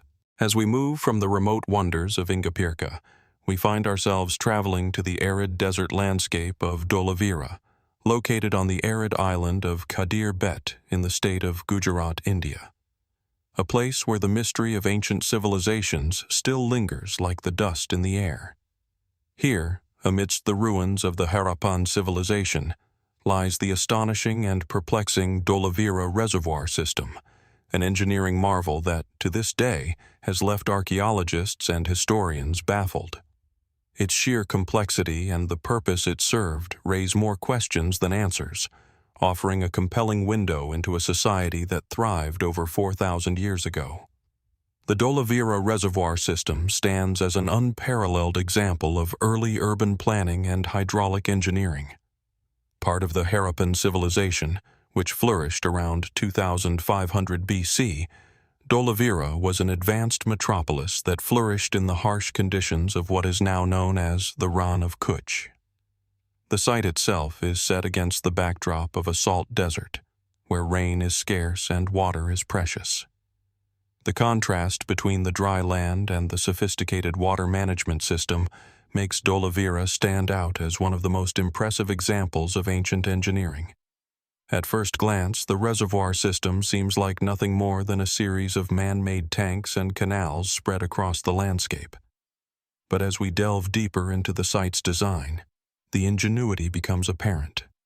The reservoirs themselves, located within the ancient city of Dholavira, were built to collect and store water from monsoon rains, and it is these vast tanks that make this system so remarkable. The reservoirs are not just simple pits. They are intricately engineered, with precise channels and interconnected passages that allowed water to be stored and controlled across the city. The craftsmanship involved in shaping these tanks from the earth is evidence of a deep understanding of both the natural environment and the methods of sustainable living. What is most intriguing, however, is the question of how the people of Dholavira were able to maintain such a sophisticated system in the midst of such a hostile, desert-like environment. How did they manage to regulate the flow of water across such a vast area? Were there complex mechanisms in place to ensure the system could withstand the challenges of long-term droughts or periods of excess water during the monsoon? The very existence of such a system suggests that the people of Dholavira possessed a level of knowledge that was far ahead of their time. Some archaeologists have suggested that the city's water management system was not merely functional but also had a ritualistic purpose. The precision with which the reservoirs were laid out suggests a connection between astronomy and water conservation. The layout of the reservoirs appears to align with cardinal directions, and some researchers have hypothesized that the system may have been designed not only to manage water, but to reflect the cycles of the sun and moon. Could the placement of water tanks have had symbolic significance, tying the concept of water to spiritual or cosmological beliefs? It is not out of the realm of possibility that water in the ancient world was seen as sacred, a precious resource bestowed by the gods. Adding another layer of complexity to the mystery is the discovery of the city's sophisticated drainage system. While the Harappan civilization is well known for its advanced urban planning and sanitation systems, Dholavira takes this to another level. The site contains a series of drainage channels, expertly designed to carry waste and rainwater away from the residential and public areas. The clay brick lining of these channels suggests a level of craftsmanship that would have been difficult to achieve without a deep understanding of engineering principles. However, despite these impressive achievements, there are still many unanswered questions about the Dholavira reservoir system. It is still unclear why the Harappans of this city built such an elaborate system in a region where the availability of water was so unpredictable. Some scholars have speculated that Dholavira might have been a trading hub, with its water system serving as a means of attracting merchants and travelers. Others believe that Dholavira was an ecological experiment, where its inhabitants developed sustainable living practices to combat the extreme environment they found themselves in. What remains strikingly uncertain is the fate of the people of Dholavira. The city itself was abandoned by around 1500 BC, just a few hundred years after it reached its peak. Was the collapse of Dholavira related to the failure of its water system? Evidence of climate change, such as declining rainfall, may have played a role in the eventual abandonment of the city. Could it be that the system, while impressive, was ultimately unsustainable in the face of changing environmental conditions? Did the inhabitants of Dholavira over-rely on the reservoirs, or was there an external factor, perhaps a shift in trade routes or the rise of new civilizations, that led to the city's decline? Adding to the enigma is the lack of written records. The Harappan civilization, including Dholavira, had a unique script, yet no readable inscriptions have been found to explain the full scope of their understanding of water management or to provide insight into their complex social and religious systems. Could these water systems have been ritually significant? Was there a deeper symbolic connection between the management of water and the power dynamics within the society? And of course, the question remains: what knowledge did the Harappans of Dholavira possess that has been lost to time? Despite the best efforts of archaeologists and historians, much of the mystery surrounding Dholavira remains unsolved. The precision of the reservoirs, the intricate water management system, and the eventual abandonment of the city continue to prompt new theories and ideas, but none of them offer definitive answers. Perhaps one of the most haunting aspects of Dholavira is the silence that surrounds it. What secrets lie beneath the ruins? What knowledge, both practical and spiritual, was held by the people who lived here and built such an extraordinary city in the heart of a desert? As we reflect on the legacy of Dholavira, we are reminded that some mysteries, like the flow of water itself, may never be fully understood. And yet, as we consider the vastness of human ingenuity, we cannot help but wonder what other ancient civilizations might have left behind their own hidden reservoirs of knowledge, waiting, perhaps, to be uncovered by future generations. The Dholavira Reservoir System, with its complex engineering, its mysteries, and its quiet beauty, stands as a testament to an ancient civilization that thrived against all odds. And as with so many other ancient archaeological mysteries, the answers may be waiting beneath the surface, just beyond our grasp. After our exploration of the Dholavira Reservoir System, we now journey to a place where the earth itself seems to speak, where nature and human hands may have converged to craft something truly extraordinary. Situated in the highlands of Peru, Marcahuasi is a plateau, often described as a place of mystery, with its array of stone formations that resemble human faces, animals, and abstract shapes. Nestled in the Andes Mountains, Marcahuasi seems to invite the observer to reflect deeply on both its natural beauty and the ancient forces that may have shaped it.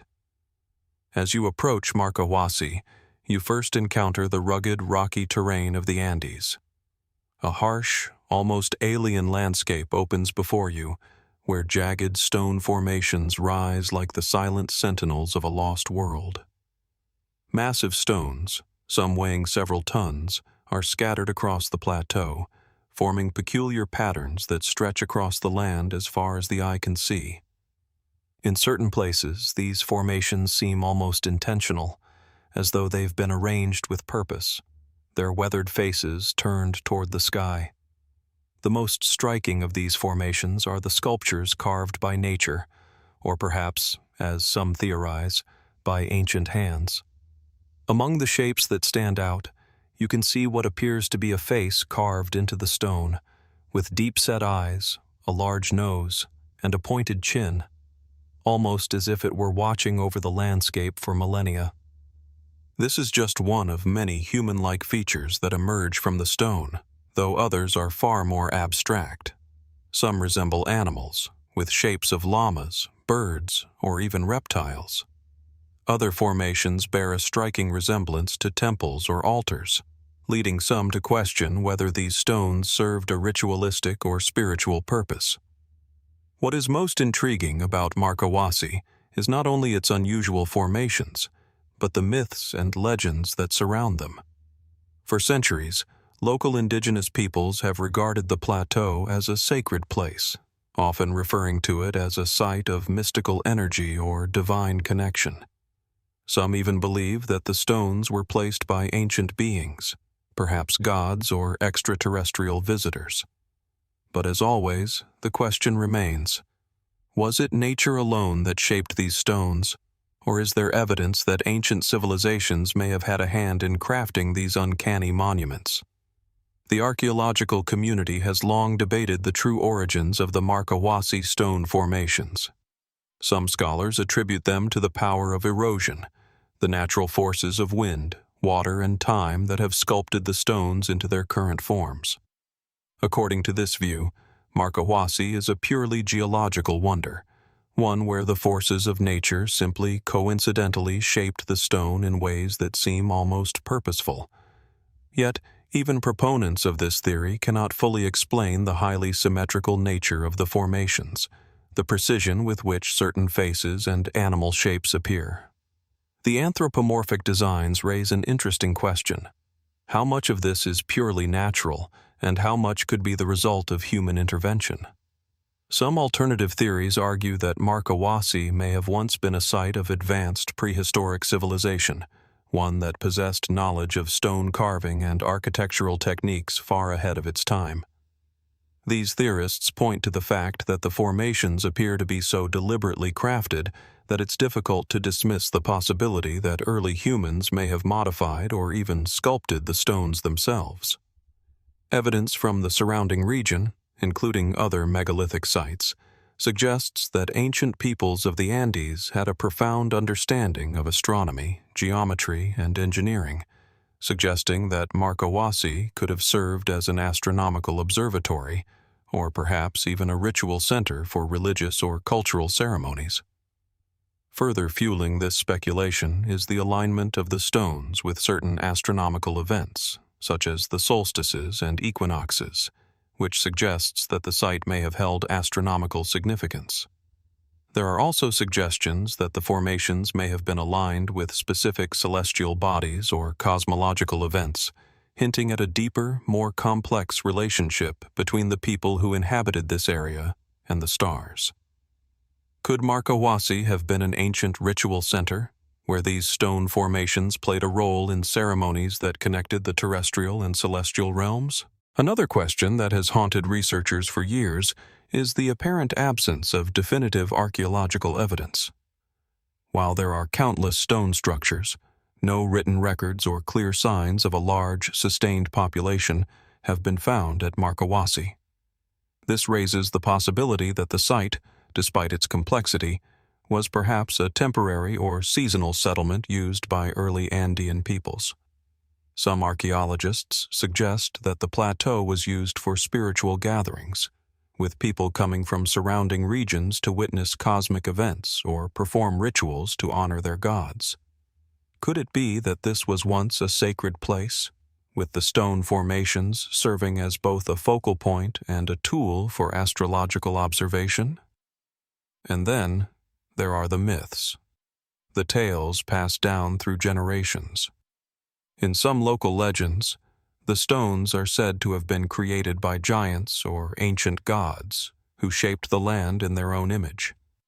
Could these myths be symbolic, or do they point to a deeper, perhaps lost understanding of a cosmic order? Did the people of Marcohuasi believe that these stone figures represented ancestral beings watching over them from above? In addition to the myths and legends, another aspect of Marcohuasi adds to its mystique: the strange occurrences reported by some visitors. Over the years, individuals who have trekked up to the plateau to study the formations have sometimes experienced a sense of unease or disorientation. There are stories of strange lights seen at night, of unusual acoustic phenomena that make sounds appear distorted or amplified, and of a profound sense of mystery that pervades the air. Whether these reports are the product of imagination, or if they hint at something deeper, is another mystery that remains unresolved.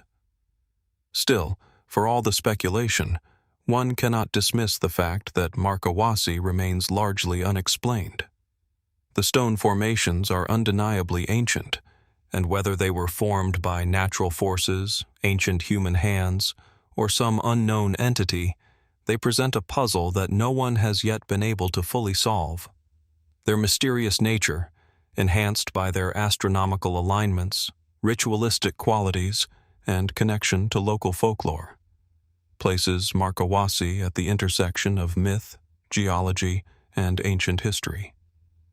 As we stand before these monumental stones, we are left with one question. What if the true purpose of Marcohuasi is not to be found in the stones themselves, but in the deeper, more profound mystery of why they were placed here in the first place? Were they a gift from the gods, a tool for ancient peoples to connect with the divine, or a testament to an understanding of the cosmos that we have yet to fully comprehend? The mystery of Marcohuasi endures, like the wind that sweeps across its silent stones, carrying with it the echoes of a forgotten past. What secrets still lie buried in the heart of this strange plateau? What knowledge have we yet to uncover? The mysteries of Marcohuasi remain, perhaps forever, unwritten, waiting for the day when we too might uncover the truth.